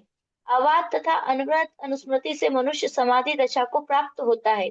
स्मरण दशा या समाधि के पूर्ण विकसित हो जाने पर आत्मा अपनी मूल वैधानिक स्थिति को समझ सकता है। उस समय वह कृष्ण के साथ अपने सनातन संबंध को भली भांति तथा पूर्णतया समझ सकता है। यह संपत्ति दशा अर्थात जीवन की पूर्णता कहलाती है। जी धन्यवाद माता जी। तो यहाँ क्या बताया गया है, ये बहुत ध्यान से याद रखिएगा। श्रवण के अलग अलग स्तर बताए गए हैं। नवदीक्षित अवस्था में मनुष्य को सदैव सदैव कृष्ण कथा सुननी चाहिए। ये क्या होता है? श्रवण दशा। हमेशा प्रयास करना है ज्यादा से ज्यादा श्रवण करें। खैर हम इसी स्तर पर नहीं आ पाते, ये पहला स्तर है। ठीक है। अगला, दिव्य पवित्र नाम का निरंतर श्रवण करने से उनके दिव्य रूप मनुष्य वर्ण दशा को प्राप्त करता है। वर्ण दशा मतलब स्वीकृति। मन धीरे धीरे भगवान का नाम रूप गुण लीला स्वीकार कर रहा है। स्वीकार कर रहा है मतलब अब मजा आ रहा है। कोई व्यक्ति अवसर ढूंढता है कि कहाँ कथा हो रही है, कहाँ पर भगवान के नाम का कीर्तन हो रहा है। तो ये क्या हुआ? वर्ण दशा। वर्ण दशा का अर्थ क्या होता है? एक्सेप्टेंस। ऊर्मी में कीर्तन करता है, एक्सटेसी में स्मरण अवस्था, स्मरण करने की अवस्था को फिर वो प्राप्त करता है। उन्नत कृष्ण मिशन के 5 क्रमिक अंग: स्मृति, धारणा, ध्यान, अनुस्मृति, समाधि। ठीक है, ये 5 क्रमिक अंग याद रखिएगा। ठीक है। स्मरण थोड़े थोड़े अंतराल पर खंडित हो जाता है, डिस्टॉर्टेड, है कि नहीं? निरंतर स्मरण को ध्यान कहा जाता है। कांस्टेंट मेडिटेशन इस ध्यान। ध्यान जब फिक्स्ड हो जाता है, विस्तृत होकर स्थिर हो जाता है, तो वह अनुस्मृति कहलाता है। ठीक है। आबाध मतलब अनुस्मृति, वन इज कॉन्स्टेंटली मेडिटेटिंग, इस कॉन्स्टेंट समाधि, उसको क्या कहा जाता है? समाधि दशा। ठीक है। समाधि दशा, समाधि पे पूर्ण विकसित पर वो इस स्तर पर आ जाता है कि वो शरीर नहीं आत्मा है, भगवान से उसका नित्य संबंध है। और कृष्ण के साथ संबंध को जब वो व्यक्ति समझ जाता है तो ये कही जाती है संपत्ति दशा। वो भगवान के साथ उसका सतत आदान प्रदान चलता रहता है। समझ में आया तात्पर्य में? आप इसको पढ़कर दोबारा अंडरलाइन भी कर सकते हैं। तो ये दशाएं, श्रवण दशाएं यहाँ पर श्रवण के स्तर यहाँ पर बताए गए हैं। ठीक है। ओके। तो यहाँ पर बताए गए हैं कि भगवान का जब हम श्रवण करेंगे तो वास्तव में अलग अलग रस में रागानुगा भक्ति। रागानुगा भक्ति क्या है? कि जो वृंदावन के राग भक्त हैं, प्रेमी भक्त हैं, उनका अनुगमन करते हुए भक्ति करना, विशेष रूप से श्रीमती राधा रानी। तो और अगर कोई शांत रस में भक्ति करता है तो वो किस प्रकार बन सकता है? जैसे भगवान की गाय, भगवान की लकड़ी, है कि नहीं? भगवान के जो गले में फूल हैं वे, दास्य रस में भगवान के जो सेवक हैं, रक्तक, चित्रक, पत्रक। सख्य रस में भगवान के जो मित्र हैं जैसे कि बलराम, श्रीदामा, सुदामा। वात्सल्य रस में नंद महाराज, यशोदा एवं अधिक वरिष्ठ गोप गोपीगण। माधुर्य रस में गोपीगण, और उनमें सर्वश्रेष्ठ श्रीमती राधा रानी। तो ऐसे वृंदावन के ऐसे भक्त या ऐसे भक्तों के जो ऐसे भक्तों के जो फॉलोवर्स हैं, उनके अनुगामी हैं, उनका अनुगमन करने पर ही वृंदावन में रहने का अधिकार एक भक्त को मिलता है कि नहीं? चाहे वो मंजरी हो, अब लिखा है राधा रानी का फॉलो करना है तो ललिता, ललिता देवी को फॉलो करना है तो मंजरी, जैसे कि रूप मंजरी, रति मंजरी जो कि हैं सनातन गोस्वामी, रूप गोस्वामी। इति उपदेश सारम, सारे उपदेशों का ये सार है। ठीक है। ये श्लोक यहाँ पर समाप्त होता है। श्लोक क्रमांक 9। ठीक है। समय हम आधे घंटे देखते हैं कितना होता है, ज्यादा। ओके। ठीक है। श्लोक 9। वैकुंठा जनितो वरा मधुपुरी तत्रापि रासोत्सवात् वृन्दारण्यं तुदार पाणिरमणा तत्रापि गोवर्धन राधा कुण्डमिहापि गोकुलपते प्रेमामृताप्लावनात् कुर्यादस्य विराजतो गिरितटे सेवां विवेकिनकः। इसका अनुवाद पढ़िए, कौन इसका अनुवाद पढ़ेगा भाई? शिवान्विता राधिका माता जी, रीड द ट्रांसलेशन। ये पढ़ो यहाँ से, मथुरा नामक।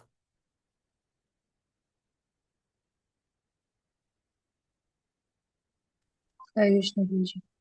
हरे मथुरा कृष्ण। नामक पवित्र स्थान आध्यात्मिक दृष्टि से वैकुंठ से श्रेष्ठ है क्योंकि भगवान वहां प्रकट हुए थे। मथुरापुरी से श्रेष्ठ वृंदावन का दिव्य वन है क्योंकि वहां कृष्ण ने रासलीला रचाई थी।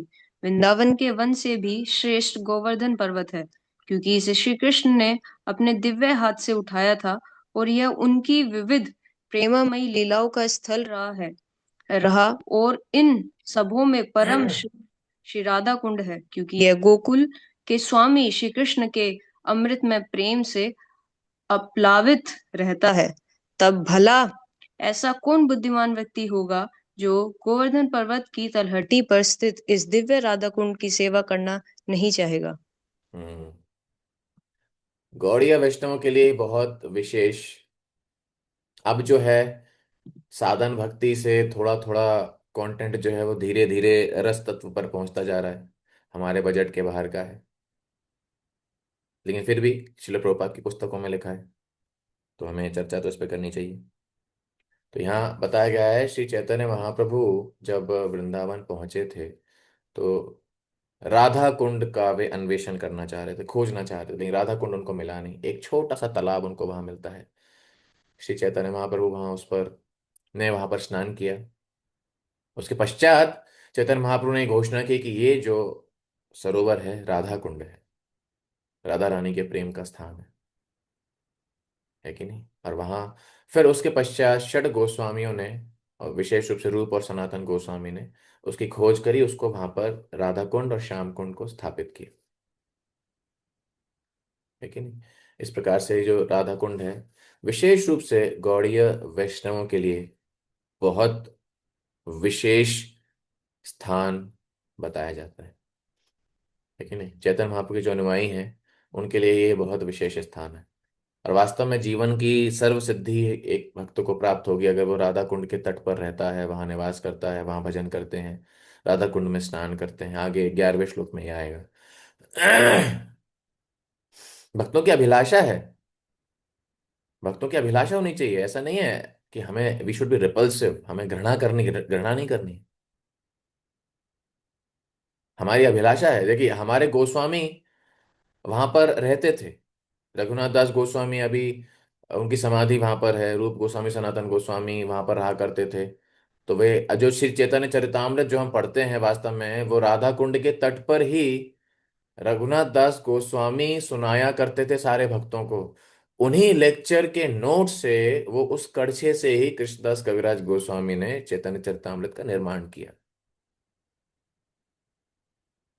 चैतन्य चरितामृत जो चैतन्य महाप्रभु की लीलाएं हैं राधा कुंड पर ही कही जाती थी। हमारे गोस्वामी वहां पर रहे, उन्होंने भजन किया, लेकिन वास्तव में इन स्थानों का मूल्य हमारे लिए तब तक ही है जब तक भक्तों की सुरक्षा और भक्तों का मार्गदर्शन, उनकी कृपा, आचार्य जो है उनकी कृपा हमारे जीवन में है ना। अभिलाषा हमारी यही होनी चाहिए कि गोलोक वृंदावन में हम जाकर भगवान राधा रानी की हम सेवा कर पाए, वृंदावन में रह पाए, राधा कुंड के समक्ष वो स्थान को देख पाए, जो पूरा जल कुंड में भरा हुआ है वो राधा रानी के प्रेम का प्रकाश है।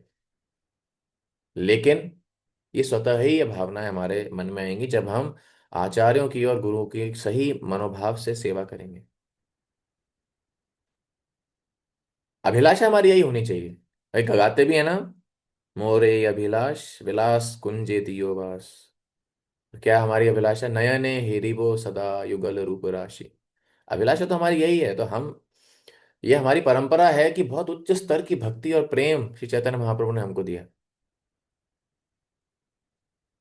ये वृंदावन में बहुत प्रसिद्ध गीत चलता है ना, आपने सुना होगा श्री गिरिराज वास मैं पाऊं, ब्रज तज बैकुंठ न जाऊं। सुना आप में से किसी ने कभी? बहुत मधुर गीत है, बहुत बहुत पसंदीदा है, वन ऑफ माय फेवरेट्स। तो ये हमारा है कि हमें और कुछ नहीं चाहिए, है कि नहीं? अभिलाषा कोई नहीं है दुनिया में, क्या कर रहे हैं हम? आहार निद्रा भय मैथुन की जगत में, है कि नहीं? इसी गाने में आता है, कुंडन में करूं स्नान करूं जलपान। बहुत मधुर गीत है। इसको सर्च वगैरह मत करना कि ये क्या बताया था, आउट ऑफ सिलेबस चीजें ज्यादा याद रह जाती हैं। पर it's very sweet Hare song. Krishna क्योंकि प्रभु जी, इस वृंदावन में, नाइन चैप्टर के क्वेश्चंस करवा दीजिएगा ना आप। हाँ हाँ वो भी इस नाइन्थ, करवाएंगे। सिर्फ नाइन्थ चैप्टर के, क्योंकि थोड़े से अलग लग रहे हैं वो करवाएंगे, कि ऐसे परेशान परेशान ना रूप हो। गोस्वामी क्यों इतना महत्व देते थे राधा कुंड को, हाँ हाँ क्योंकि वो करवाएंगे, वो आने वाला है वो आगे। तो इसलिए वो स्थान हमारे लिए बहुत महत्वपूर्ण है, लेकिन यह महत्वपूर्ण ये है कि वो स्थान हमारे लिए महत्वपूर्ण तब तक ही है जब तक आचार्यों और गुरु का मनोभाव हम समझ रहे हैं और सेवा कर पा रहे हैं। रूप गोस्वामी, रघुनाथ दास गोस्वामी ने एक बहुत सुंदर श्लोक कहा है, जो कि हाँ भक्ति शास्त्री में तो बताने वाला नहीं है, लेकिन आप लोगों को मैं बता देता हूँ। उसकी पहली लाइन क्या है? व्याघ्र तुंडायते कुंडम गिरीन्द्रवज्गरायते जीवित तो रहितस्य में। हाँ, शून्यायते महाभाग, नहीं नहीं नहीं, शून्यायते, अरे, शून्यायते महाघोष्टम गिरीन्द्रो अजगरायते व्याघ्र तुंडायते कुंडम जीवितम रहितस्य में। बहुत जबरदस्त श्लोक है, ध्यान से सुनिएगा। रघुनाथ दास गोस्वामी कहाँ रहा करते थे? राधा कुंड के तट पर, जो कि रूप गोस्वामी ने लिखा है ना, राधा कुंड के तट पर रहकर भजन करना है, वहां रहा करते थे। लेकिन रघुनाथ दास गोस्वामी क्या प्रार्थना कर रहे हैं? शून्यायते महाघोष्टम, मतलब गिरीन्द्रो अजगरायते, ये जो गोवर्धन का पर्वत है, ये मुझे ऐसा लग रहा है कि बहुत बड़ा अजगर लेटा हुआ है। व्याघ्र तुंडायते कुंडम, राधा कुंड श्याम कुंड कैसे लग रहे हैं? किसी खुले शेर का खुला हुआ मुंह, जिसको अगर हम, जिसमें जाएंगे तो हमारी मृत्यु आ जाएगी। आश्चर्य है ना? ऐसा क्यों बोल रहे हैं भाई? क्यों बोल रहे हैं? शून्यायते महाघोष्टम जीवितम रहितस्य में। जब से रूप गोस्वामी, सनातन गोस्वामी, वृंदावन के दोनों प्रमुख गोस्वामी ने अपना शरीर छोड़ दिया और वो इस धराधाम से जा चुके हैं, ये गोवर्धन पर्वत ऐसा लगता है अजगर लेटा हुआ है 21 किलोमीटर। ये राधा कुंड श्याम कुंड ऐसा लगता है किसी सिंह ने अपना मुंह खोल के रखा हुआ है, अगर इसमें अगर कोई नहा लिया तो उसकी मृत्यु आ जाएगी। जीवितम रहे तस्य में। अरे, नियमित रूप से मैं राधा कुंड देख रहा हूँ, गोवर्धन देख रहा हूँ, इनको देख के मर रहा हूं मैं। क्या, क्या मतलब है? क्या उपयोग है गोवर्धन का, क्या उपयोग है राधा कुंड का? अगर हमारे महान आचार्य रूप गोस्वामी, सनातन गोस्वामी धराधाम से चले गए, मेरा जीवन में कौन बचा? ये राधा कुंड और गोवर्धन मेरे लिए क्या करेंगे? तब उनको आदेश मिला कि श्री चैतन्य महाप्रभु की लीलाओं का वर्णन अगर वे करेंगे, क्योंकि उन्होंने सबसे ज्यादा श्री चैतन्य महाप्रभु की लीलाएं देखी थी जगन्नाथपुरी में, इसलिए श्री चैतन्य चरितामृत की जगन्नाथपुरी की लीलाएं बहुत विस्तार से दी हुई हैं। चैतन्य भागवत में महाप्रभु की बाल लीलाएं विस्तार से हैं, क्योंकि वो मुरारी गुप्त की डायरी से लिखा हुआ है। तो अब रघुनाथ दास गोस्वामी ने रघु राधा कुंड पर क्या चालू करी? प्रीचिंग। जब प्रचार चालू किया तब उनको आचार्यों से संपर्क स्थापित हुआ, और ऐसा ही भजन करते करते वे भी धराधाम को छोड़ गए। फिर उन्होंने जो कथा सुनाई थी, उससे श्री चैतन्य चरितामृत का निर्माण हुआ। ये हमारी परंपरा का मनोभाव है। इंडिविजुअली हमें कुछ नहीं अचीव करना है, हमें क्या मतलब है इन चीजों का? ये भक्त नहीं है, मार्गदर्शन नहीं है, हम क्या करेंगे वृंदावन जाके, क्या करेंगे मायापुर में जाके, क्या करेंगे जगन्नाथ मंदिर में सामने खड़े होके? तो जैसे कि तात्पर्य में आया है, प्रोटेक्शन एंड डायरेक्शन। ठीक है, श्लोक क्रमांक 10। कर्मेभ्यो परितो हरे प्रियतया व्यक्तिम ययुर्ज्ञानिनस् तेभ्यो ज्ञान विमुक्त भक्ति परमा प्रेमैक निष्ठास्तता तेभ्यस्ता पशुपाल पंकजदृशास्ताभ्योऽपि स राधिका प्रेष्ठा तद्वदीयं तदीय सरसि तां नाश्रयेत् कः कृति। इसका अनुवाद पढ़िए। कौन पढ़ेगा? जी ब्रजमहिमा माता जी, इसका अनुवाद पढ़िए। शास्त्रों का कथन है। हरे कृष्ण प्रभु जी।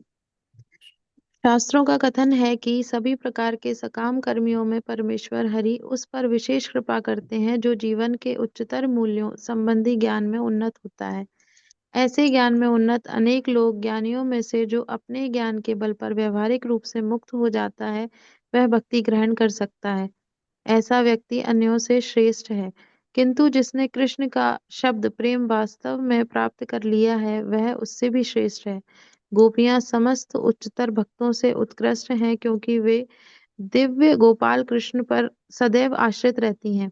गोपियों में से श्रीमती राधा रानी कृष्ण को सर्वाधिक प्रिय हैं। उनका कुंड कृष्ण को उसी प्रकार अत्यधिक प्रिय है, जिस तरह गोपियों में सर्वाधिक प्रिय यह राधा रानी। तो ऐसा कौन होगा जो राधा कुंड में नहीं रहना चाहेगा और उल्लास समय भक्ति भाव अप्राकृत भाव से पूरित आध्यात्मिक शरीर द्वारा श्री श्री राधा गोविंद के दिव्य युगल जो नित्य ही अपनी अष्टकालीय लीला संपन्न करते हैं, उनकी प्रेममयी सेवा करना नहीं चाहेगा। निसंदेह जो लोग राधा कुंड के तट पर भक्ति करते हैं, वे ब्रह्मांड में सर्वाधिक भाग्यशाली व्यक्ति हैं। सबसे भाग्यशाली व्यक्ति हैं। ठीक है। अब श्रील प्रभुपाद यहाँ बता रहे हैं, तात्पर्य में कर्मियों के विषय में बता रहे हैं। श्लोक कोट कर रहे हैं 5वें स्कंद का। नूनम प्रमत्ता कुरुते विकर्मा यद इंद्रिय प्रीतया प्रणोति। इंद्रियों की प्रीति से इतने आप्लावित हैं लोग, इतने पागल हुए हैं। नूनम प्रमत्ता, प्रगाढ़ नशा चढ़ा हुआ है उनको। कुरुते विकर्मा, इसलिए कुछ भी करे कर सकते हैं वो, है कि नहीं? कुछ भी कर सकते हैं इंद्र तृप्ति के लिए, और केवल पशुओं के भांति इंद्र तृप्ति के लिए वे कर्म करे जा रहे हैं। कोई बुद्धिमान व्यक्ति इसमें नहीं फंसना चाहिए। तो ये होते हैं कर्मी, जो कि इंद्र तृप्ति के लिए किसी भी हद तक जा सकते हैं। उनसे श्रेष्ठ होते हैं ज्ञानी, क्योंकि उन्हें ये पता है कि जितना इंद्र तृप्ति से संपूर्ण सुख नहीं मिलने वाला, लेकिन ज्ञानी के पास संपूर्ण ज्ञान नहीं होता।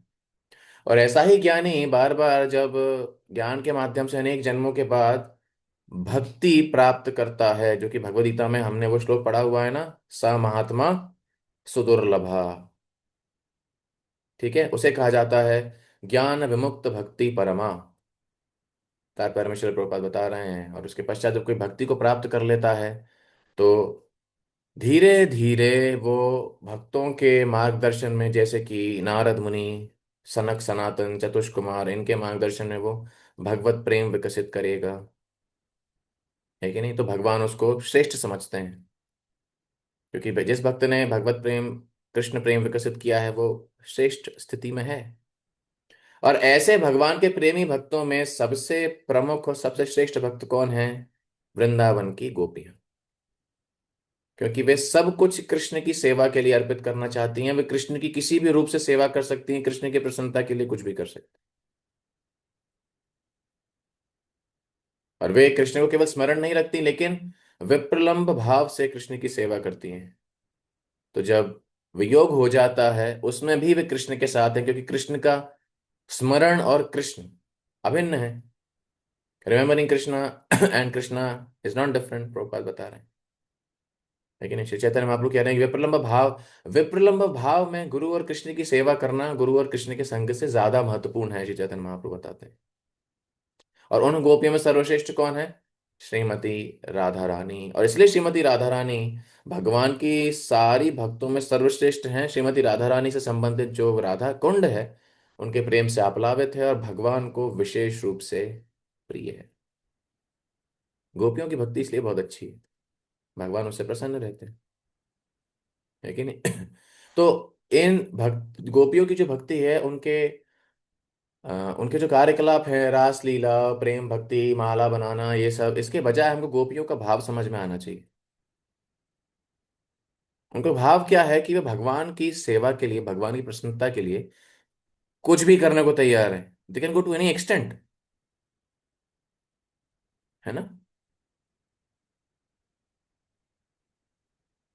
तो वो इस प्रकार भक्ति विनोद ठाकुर, अभी देखिए रूप गोस्वामी की जो पुस्तक है श्रील प्रभुपाद ने किस प्रकार, अभी हम उपदेशामृत के पहले श्लोक में क्या चर्चा कर रहे थे, वाचो वेगम मनसः क्रोध वेगम, आखिरी श्लोक में कहाँ तक आ गए, राधा कुंड पे। तो गोपियों का भाव किस प्रकार है वो भक्तिविनोद ठाकुर एक सॉन्ग में बताते हैं, वैष्णव गान में। एकदम ये एकदम याद आ गया मुझे, ये मैंने नोट्स नहीं बनाए इसके, ये बहुत अच्छा सुनने में लगता है। आपने वो पता नहीं वैष्णव गीत तो सुना है कि नहीं। आमी जमुना पुलिने कदम्ब कानने की हे रीनु सखी आज, उसके अंतिम जो उसका छंद है उसमें भक्तिविनोद ठाकुर कहते हैं कि क्या चल रही है, ये भगवान की लीला वृंदावन में चल रही है ना, हम वो देखना चाहते हैं, भगवान की लीला गोपियों के साथ वो चल रही है। तो भक्तिविनोद ठाकुर कह रहे हैं कि मेरा भाव, हमारा भाव किस प्रकार होना चाहिए, गोपियों का भाव क्या है, आखिरी श्लोक में बता रहे हैं। आमी घरे ना जाइबो वने प्रवेशिबो ओ लीला रसेर तारे, आमी त्यागी कुल लाज भज ब्रज राज विनोद मिनति करे। क्या कह रहे हैं, आमी घरे ना जाइबो, मैं घर नहीं, है कि नहीं, वृंदावन में रहूंगा मैं, घर नहीं जाऊंगा मैं। तो हम घर नहीं जाएंगे, सब छोड़ देंगे, क्यों, वने प्रवेशी, वो हम वृंदावन में प्रवेश कर कर भगवान की वो लीलाएं देखना चाहते हैं। ओ लीला रसेर तारे, भगवान की वो लीलाएं, भगवान लीला से भरे हुए हैं, उस लीलाओं में रस भरा हुआ है। अच्छा घर नहीं जाएंगे तो क्या बोलेंगे लोग, देखो इतने दिनों से घर ही नहीं आए, घर पे का कामकाज नहीं है, क्या बोलेंगे रिश्तेदार, क्या बोलेंगे सब समाज, क्या बोलेगा ये समाज, चार लोग क्या कहेंगे, है कि नहीं, शर्म नहीं आती, इतने दिनों से मंदिर में रह रहे हो, ये कर रहे हो वो कर रहे हो। आप सबने गालियां सुनी होंगी। भक्तिविनोद ठाकुर क्या कह रहे हैं ऐसे लोगों के लिए, क्या उपदेश है, आमी त्यागी कुल लाज, अरे भाड़ में जाए ऐसा परिवार, भाड़ में जाए मेरा पति मेरे बच्चे, भाड़ में जाए ऐसी शर्म, है कि नहीं। आमी त्यागी कुल लाज भजो ब्रजराज, हमारा तो एक ही काम है कि हम भगवान श्री कृष्ण की परम भक्ति करेंगे। विनोद मिनति करे, भक्ति विनोद, भक्ति विनोद ठाकुर वो कह रहे हैं कि इस प्रकार की मैं याचना करता हूं कि संपूर्ण परिवार भौतिक संबंध नष्ट हो जाएं, लेकिन भगवान का स्मरण, गोपियों के भाव में इस प्रकार भगवान का स्मरण हमें बना रहे। तो वो उनकी लीलाओं से ज्यादा, उनके कार्यकलापों से ज्यादा, ये जो भाव वृंदावन की गोपियों का है, this has to be followed. Bhaktivinoda Thakur एक गान में लिखते हैं, ऐसे अनेक गान हैं, ऐसे अनेक लेख भी हैं, सब में नहीं जा रहे, नहीं तो हमारी जो है वृंदावन यात्रा ही हो जाएगी अभी बैठे बैठे, वो कभी और चर्चा हम उस पर करेंगे। तो ठीक है, ये कंटेंट भी देना पड़ता है कभी कभी, नहीं तो हमेशा आपको लगेगा कि ये बस चिल्लाता ही रहता है आदमी। तो ये भी सुनने में काफी मधुर लगता है ना, ये गोपियों का इस प्रकार से भाव है कि हमें और कुछ नहीं चाहिए जीवन, this is only what we want. और ये हमारी जो है, ये हमारी याचना होनी चाहिए, ये हमारा भाव होना चाहिए कि हमें ये चाहिए हमारे जीवन में। ठीक है, इसलिए राधा कुंड भगवान को बहुत प्रिय है। श्लोक क्रमांक 11। ठीक है, कृष्णस्योच्चै प्रणयवसति प्रेयसीभ्योऽपि राधा, कुण्डं चास्य मुनिभिरभितस्तादृगेव व्यध्यायै, यत्पृष्ठैरपि अलम् असुलभं किं पुनर्भक्तिभाजां, तत्प्रेमेदं सकृदपि सारस्नातुराविष्करोति। जी इसको कौन पढ़ेगा, श्रीनिवास आचार्य प्रभु अनुवाद पढ़ेंगे इसका।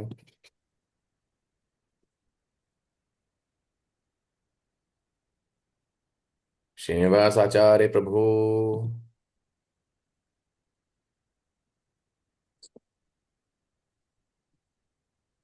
हरे कृष्णा। श्रीनिवास आचार्य प्रभु। बस, हरि बोल। पढ़िए, यादवंत कृष्ण प्रभु अवेलेबल है यहाँ। यस प्रो मैं पढ़ता हूँ। हाँ, वो मैंने भजन भजन गा दिया तो लोगों को लग रहा है कि मैं भूल गया सब। जी पढ़िए। अ, अनेक आमोद की yes, वस्तुओं, यहाँ से पढ़िए। अनेक हाँ अनेक आमोद की वस्तुओं तथा ब्रजभूमि की समस्त प्रेयसी बालाओं में से श्रीमती राधा रानी निश्चय ही कृष्ण प्रेम की सर्वाधिक अमूल्य निधि हैं। हर प्रकार से उनका दिव्य कुंड मुनियों द्वारा कृष्ण को उतना ही प्रिय वर्णित किया गया है। निसंदेह राधा कुंड महान भक्तों के लिए भी अत्यंत दुर्लभ है। अतएव सामान्य भक्तों के लिए इसे प्राप्त करना तो और भी कठिन है। यदि कोई इसके पवित्र जल में केवल एक बार स्नान कर ले तो उसमें कृष्ण के लिए शुद्ध प्रेम पूर्णतः प्रकट हो जाता है। प्रकट हो जाता है, पूर्णतः प्रकट हो जाता है एक बार स्नान कर लेने से, है कि नहीं? राधा कुंड की इतनी महिमा है ना। योगेश प्रभु ये तात्पर्य पढ़िए, पहली दो लाइन ये जो दी गई। हरे कृष्ण प्रभु जी। राधा कुंड इतना पूज्य क्यों है? यह सरोवर इसलिए पूज्य है क्योंकि यह श्रीमती राधा रानी का है, जो श्री कृष्ण की सर्वाधिक प्रिय पात्रा हैं। वे समस्त गोपियों में से सर्वाधिक प्रिय हैं। हम्म। सर्वाधिक प्रिय हैं, इसलिए रूप गोस्वामी कह रहे हैं कि कम से कम कोई वहां स्थायी रूप से निवास नहीं कर सकता तो कम से कम जब भी संभव हो भक्तों के निर्देशन और मार्गदर्शन में वहां जाकर राधा कुंड में आचमन करना चाहिए, स्नान करना चाहिए, है कि नहीं? विशेष रूप से एक्टिविटी से ज्यादा more important is the mentality. भाव क्या होना चाहिए वो हमने अभी चर्चा की उस पर, है ना, कि गोपियों का भाव किस प्रकार है, वो भाव विकसित हमें करना। तो वास्तव में हमारा आंतरिक भाव ये हो सकता है कि वृंदावन जाना है, राधा कुंड में रहना है, उस प्रकार की भाव भक्ति हमें करनी है। लेकिन वो अचीव कैसे होगी? वो होगा जब हम आचार्यों के मनोभाव से भगवान की सेवा एवं प्रचार करेंगे, स्वतंत्र रूप से कभी नहीं, है कि नहीं? तो यहाँ पर रूप गोस्वामी बता रहे हैं, मतलब श्रील प्रभुपाद तात्पर्य में बता रहे हैं कि अगर कोई वहां स्नान भी करता है तो वो किस प्रकार राधा रानी और उनकी जो सखी हैं उनकी उनके मनोभाव में भक्ति को प्राप्त करता है, ये यहाँ पर बताया गया है। तो जो भक्ति में प्रगति करना चाहते हैं, वैसा भाव रखना चाहते हैं, राधा कुंड की सेवा हमें करनी चाहिए उसी भाव में। उससे ज्यादा महत्वपूर्ण है उसी भाव में, भाव हम वैसा रखें लेकिन ज्यादा से ज्यादा भगवान की सेवा, श्रील प्रभुपाद के आंदोलन की सेवा करें, गुरु की आज्ञा का पालन करें। ठीक है, एक इंपॉर्टेंट पैराग्राफ यहाँ हम पढ़ते हैं जी। One should bathe there।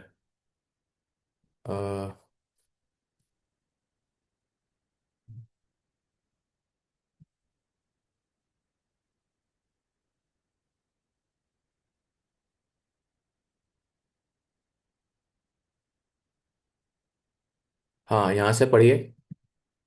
उसे नियमित रूप से वहां स्नान करना चाहिए। तो धर्मनिष्ठा माता जी यहाँ से पढ़िए, उसे नियमित रूप से, यहाँ से। कृष्ण प्रभु जी दंडवत प्रणाम।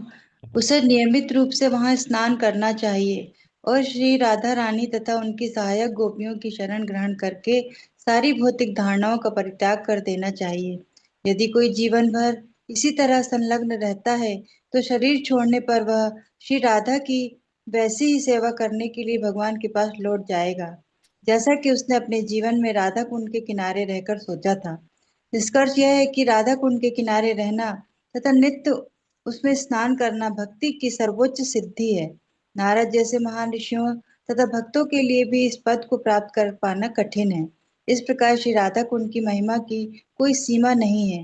राधा कुंड की सेवा करने से मनुष्य गोपियों के शाश्वत मार्गदर्शन में रहकर श्रीमती राधा रानी के सहायक बनने का अवसर प्राप्त कर सकता है। प्राप्त कर सकता है। भाव हमेशा यही होना चाहिए, राधा कुंड में अगर स्नान करने का अवसर मिले सौभाग्य है। और उसी भाव में अगर हम शरीर त्याग करेंगे तो श्रीमती राधा रानी और उनकी जो सहायक गोपियां हैं उनके भाव में सेवा करने का हमें अवसर प्राप्त होगा, और जीवन का ये परम लक्ष्य हमें उस प्रकार से प्राप्त होगा। लेकिन तो ये राधा कुंड की महिमा है। और जब भी अवसर मिले भक्तों को, जब भी हमें अवसर मिले इस प्रकार से, हमें उस धाम की सेवा करनी चाहिए, ये यहाँ बताया गया। और भाव विकसित करना, देखिए हम वो भाव खुद से विकसित नहीं कर सकते, हम प्रयास कर सकते हैं सेवा के माध्यम से। और फिर गुरु एवं आचार्य वो भाव हमको देते हैं, अधिकार देते हैं कि वो भाव हम विकसित कर पाए। ठीक है ना? इंद्रियों के संघर्ष से हम वो विकसित नहीं कर सकते, हम इंद्रियों के संघर्ष से प्रयास कर सकते हैं। ठीक है। तो ये 11वें श्लोक का इस प्रकार से ये सार था। तो यहाँ पर हम विराम देते हैं। बहुत बहुत धन्यवाद। हरे कृष्णा। आपकी उपदेश अमृत यहाँ पर पूरी हुई। भक्ति शास्त्री की यूनिट 5 यहाँ पर संपन्न होती है। तो इस दौरान जो भी अगर मर्यादा का उल्लंघन हमने किया हो तो कृपया उसके लिए क्षमा करें। इसलिए मैं बार बार बोलता भी था कि हम आपको उपदेश नहीं दे रहे हैं, ये सबके लिए हम बीच में चर्चा कर रहे हैं। श्रील प्रभुपाद ने अपनी पुस्तकों में सब कुछ लिखा है, तो व्यक्तिगत रूप से हमारा कोई योगदान इसमें नहीं है। तो ये सब चर्चा करके ये व्यक्तिगत रूप से मेरे लिए काफ़ी अच्छा है कि हमें बार बार ये सारी पुस्तकें पढ़ने का अवसर मिलता है। तो कोई भी मर्यादा उल्लंघन यहाँ पर हुआ हो तो जो है नया भक्त समझ के क्षमा करें। और अगर किसी का अभी कोई प्रश्न, मंतव्य एवं संशोधन हो तो बता सकते हैं। जी योगेश प्रभु, यस प्लीज गो है। हरे कृष्णा प्रभु जी। प्रभु जी, क्या यानी मैंने ऐसे किसी भक्त से ही सुना था, क्या इस्कॉन में राधा कुंड में स्नान करने के लिए वर्जित है या कुछ ऐसा नहीं, कुछ है? वर्जित नहीं है प्रभु, सबके अलग अलग मनोभाव हैं। कुछ भक्त करते हैं, कुछ सन्यासी भी हैं जो करते हैं, कुछ हैं जो अवॉइड करते हैं। क्योंकि तो जनरली हुआ ये था कि शिल प्रभुपाद के साथ कुछ भक्त गए थे, तो कुछ भक्त वहां पर तो एकदम स्विमिंग पूल जैसा ही वहां स्विमिंग करने लगे। तो शिल प्रभुपाद ने कहा कि जरूरत नहीं है ऐसा करने की। तो कुछ भक्त करते हैं, कुछ भक्त नहीं करते हैं और आचमन कर कर फिर वहां से आ जाते हैं। तो भक्तों के व्यक्तिगत ये चयन है, करना चाहते हैं तो कर सकते हैं, लेकिन सम्मान पूर्वक जैसे देखिए महत्व हमने क्या चर्चा की कि क्या महत्वपूर्ण है, भाव महत्वपूर्ण। किस भाव से वहां स्नान करना है, उसका आदर करना है, वो यहाँ बताया गया है। वैसे कर सकते हैं तो करना, कर सकते हैं, कोई समस्या उसमें नहीं। ठीक है। बेस्ट तो यही है कि जिस ग्रुप में जा रहे हैं उस ग्रुप को फॉलो करें। बताया जा रहा है कि नहीं करना है तो नहीं करना है। ओके। अगर वहां कहा जाए कि सब कर सकते हैं तो कर सकते हैं। ठीक है। ओके, थैंक जी यू प्रभु जी। शिवन राधिका माता जी।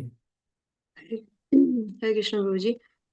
ये जैसे यहाँ पे भी आता है और हम सुनते हैं बहुत बारी, जैसे शिला भक्ति सिद्धार्थ सरस्वती ठाकुर ने बताया कि हमको अपने माइंड को सुबह और शाम बीट करना चाहिए। तो उसका प्रैक्टिकली क्या मतलब, कैसे अपने माइंड को कैसे मारे, कैसे उसको पीटे, कैसे उसको सुधारे? तो उसका प्रैक्टिकल मीनिंग कैसे कैसे करना है उसको? हाँ जी, प्रैक्टिकल मीनिंग ये है कि जो जो आदेश हमको दिए गए हैं, चाहे हम उस स्थिति में ना हो कि हम उसका पालन कर पाए, लेकिन हमें फिर भी करना चाहिए।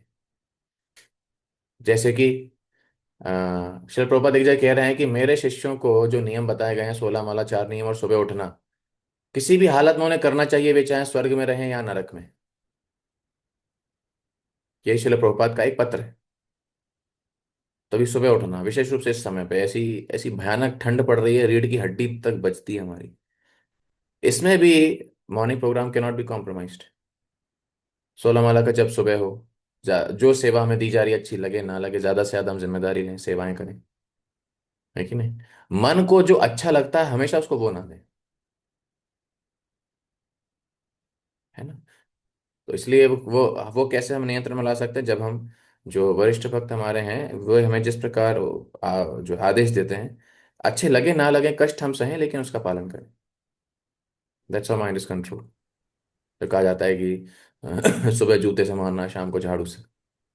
तो ये है, सुबह शाम इसी प्रकार से हमारे पास हमेशा सेवा रहनी चाहिए कि हम थक जाएं, पिस जाएं, इस तरीके से। ठीक है माता जी। जी जयंत प्रभु बताइए। प्रभु जी, यहाँ पे इस लास्ट श्लोक में 2-3 बार आया राधा कुंड की सेवा करना। तो सेवा का अर्थ क्या है? मतलब आचार्यों का आदेश पालन या? हाँ, हमारे लिए आचार्यों का आदेश पालन। जब गोस्वामी गण वहां पर रहते थे सेवा करने के लिए, तो वे हाँ राधा कुंड की सफाई किया करते थे, अलग अलग स्थानों की सफाई किया करते थे। तो हमारे लिए, हमारे तो यात्रा में हम ऐसे भागा दौड़ी में हम सब चीज के दर्शन करते हैं, हमारे पास समय नहीं रहता है कि नहीं? तो हम ये है कि हम जो आदेश हमें मिले हैं हम उसका पालन करें, और राधा कुंड पर विशेष रूप से उसी उस भाव में प्रार्थनाएं करें। हमारे अभी व्यवहारिक स्तर पर यही संभव है, क्योंकि उतने हम वो नहीं है कि राधा कुंड की सफाई हम करवाएं, वो सब करवाएं।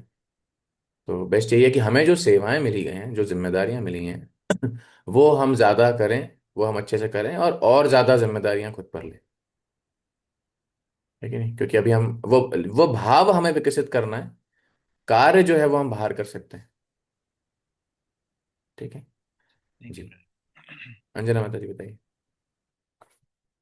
हरे कृष्णा प्रभु जी। हरे प्रभु जी, गुरु कृष्ण। महाराज जी ने बताया था कि मतलब हम इस लायक नहीं है कि हम राधा कुंड में स्नान कर सकें। कि जी। राधा रानी हमारे स्नान करने के बाद में राधा रानी क्या उसमें स्नान कर पाएंगी? हम्म। तो इस तरीके से गुरु महाराज जी ने बोला था कि अ, हमें नहीं करना चाहिए, मतलब राधा कुंड में स्नान। जैसे इसमें बताया भी है श्रील भक्ति सिद्धांत सरस्वती ठाकुर जी ने कि श्री नारद मुनि, सनक जैसे बड़े बड़े मुनि और परम भक्त भी राधा कुंड तक आकर एक बार स्नान करने का अवसर प्राप्त नहीं कर पाते, तो फिर हम्म। सामान्य भक्तों के विषय में तो कहा ही क्या जाए। हम्म। हाँ, तो वही है कि ये व्यक्तिगत जो है मनोभाव अलग अलग गुरुओं का अलग अलग है। कुछ भक्त करते भी हैं इस तरीके से कि हम वहां स्नान करते हैं पवित्र होने के लिए, प्रेम प्राप्त करने के लिए, उसी भाव से राधा रानी वहां स्नान करती हैं भगवान के साथ आमोद प्रमोद करने के लिए। तो भाव अलग है। इसलिए वो व्यक्तिगत भाव है किसी का। तो इसलिए अगर कोई करता भी है तो ऐसा नहीं है वो अपराध कर रहा है, तो नहीं करता है तो ऐसा भी नहीं है उसका कुछ छूट रहा है, वो आचमन करके उसका आदर कर सकते हैं, ठीक है, वहाँ प्रार्थना कर सकते हैं। तो व्यक्तिगत है। लेकिन हाँ, बहुत, देखिए कुल मिला के बात यह है, ये कौन सा उपदेश है? 11वां। शुरुआत कहाँ से हुई थी उपदेश अमृत की? याद आ रहा है कुछ? वाचो वेगम मनसा क्रोध वेगम। वाचवेगम मनस क्रोध वेगम। हाँ। तो वो सब करते हुए अगर हम उन्नत होते जाएं 100%, तो फिर हम इस स्तर पर आ सकते हैं। तो मतलब इस जीवन में हमारे लिए संभव ही नहीं। इसलिए हमें उसके वो जो भाव है वो ज्यादा समझना हमारे लिए जरूरी है, और जो हमारी सेवा है वो करना हमारे लिए ज्यादा जरूरी मतलब है कि नहीं? एक श्लोक को समझे बगैर हम दूसरे श्लोक को समझ नहीं सकते, ये हाँ बात। जी। तो राधा कुंड में स्नान करना वो हमारे लिए प्राइमरी कंसर्न बन जाता है, करें या ना करें। कंसर्न ये होना चाहिए कि वाचो वेगम मनसा क्रोध वेगम, इसका क्या करना है, नहीं हो रहा है, कर रहे हैं ट्राई, सालों साल निकल गए, क्या करें इसका? तो हम वहीं फंसे हुए हैं, है कि नहीं? तो ये ध्यान हमें देना चाहिए। ठीक है, और किसी भक्त का कोई प्रश्न, कोई भक्त कुछ कहना चाहते हैं बता सकते हैं। हम यहाँ ऑफिशियली हमारी भक्ति शास्त्र यहाँ समाप्त होती है। Anything else? Any comments, corrections? कोई भक्त ने कुछ करेक्शन प्रभु देना जी, चाहो तो मुझे बता ये वाला सकते हैं। क्वेश्चन पूछना था कि श्रीला जी। रूप गोस्वामी ने राधा कुंड पर इतना बल क्यों दिया क्योंकि राधा कुंड उस स्पेसिफिक? प्रकार का स्थान है। राधा कुंड सर्वोच्च स्थान है भौतिक भौतिक आध्यात्मिक दोनों जगतों में। क्योंकि राधा रानी सबसे सर्वश्रेष्ठ भक्त हैं और उनका प्रिय ये कुंड है। तो राधा कुंड सबसे सर्वश्रेष्ठ स्थान है, इसलिए ये रूप गोस्वामी ने उपदेशामृत में इतना बल इस स्थान को, राधा कुंड को दिया है कि वहां कोई अगर स्नान करता है तो कृष्ण प्रेम प्राप्त करता है, इसीलिए। ठीक है माता जी। जी प्रभु जी, थैंक। ओके। ठीक है, अगर और किसी का कोई प्रश्न नहीं है तो हम यहाँ समाप्त करते हैं। भक्ति शास्त्री आपकी यहाँ समाप्त होती है। एग्जाम जो है वो आप लोगों के हवाले। बहुत बहुत धन्यवाद। हरे कृष्णा। श्री उपदेशामृत की जय। श्री रूप गोस्वामी जय प्रभुपाद की जय। जगत गुरु श्री जय प्रभुपाद की जय। बहुत बहुत समवेत धन्यवाद गौर प्रभु। भक्तवृंद की जय। अनंत हाईकोर्ट जय प्रेमानंदे हरि हरि। धन्यवाद प्रभु जी, आपने अपने बिजी शेड्यूल से इतना समय निकाल के हमें, आप बहुत पूरा दिन बहुत बिजी रहते हैं, आपने आगे कंप्लीट करा दिया, उसके लिए थैंक यू। हमारा यही काम है, प्रोफेशन है यार, कोई दिक्कत नहीं। थैंक यू प्रभु जी। हरे हरे कृष्ण। बहुत कृष्ण। सहजता से और सरलता से प्रभु जी, बहुत कठिन लग हरे रहा था कृष्ण। लेकिन आपने बहुत सहजता से और सरलता से समझाया इसको, इसके लिए बहुत बहुत धन्यवाद। हरे कृष्णा, दंडवत। हरे कृष्ण हरे धन्यवाद। कृष्ण प्रभु, धन्यवाद प्रणाम। हरे कृष्णा प्रभु जी। हरे कृष्णा प्रभु जी, धन्यवाद हरे प्रणाम। कृष्ण हरे धन्यवाद कृष्ण प्रणाम। प्रभु जी। कृष्ण धन्यवाद। धन्यवाद।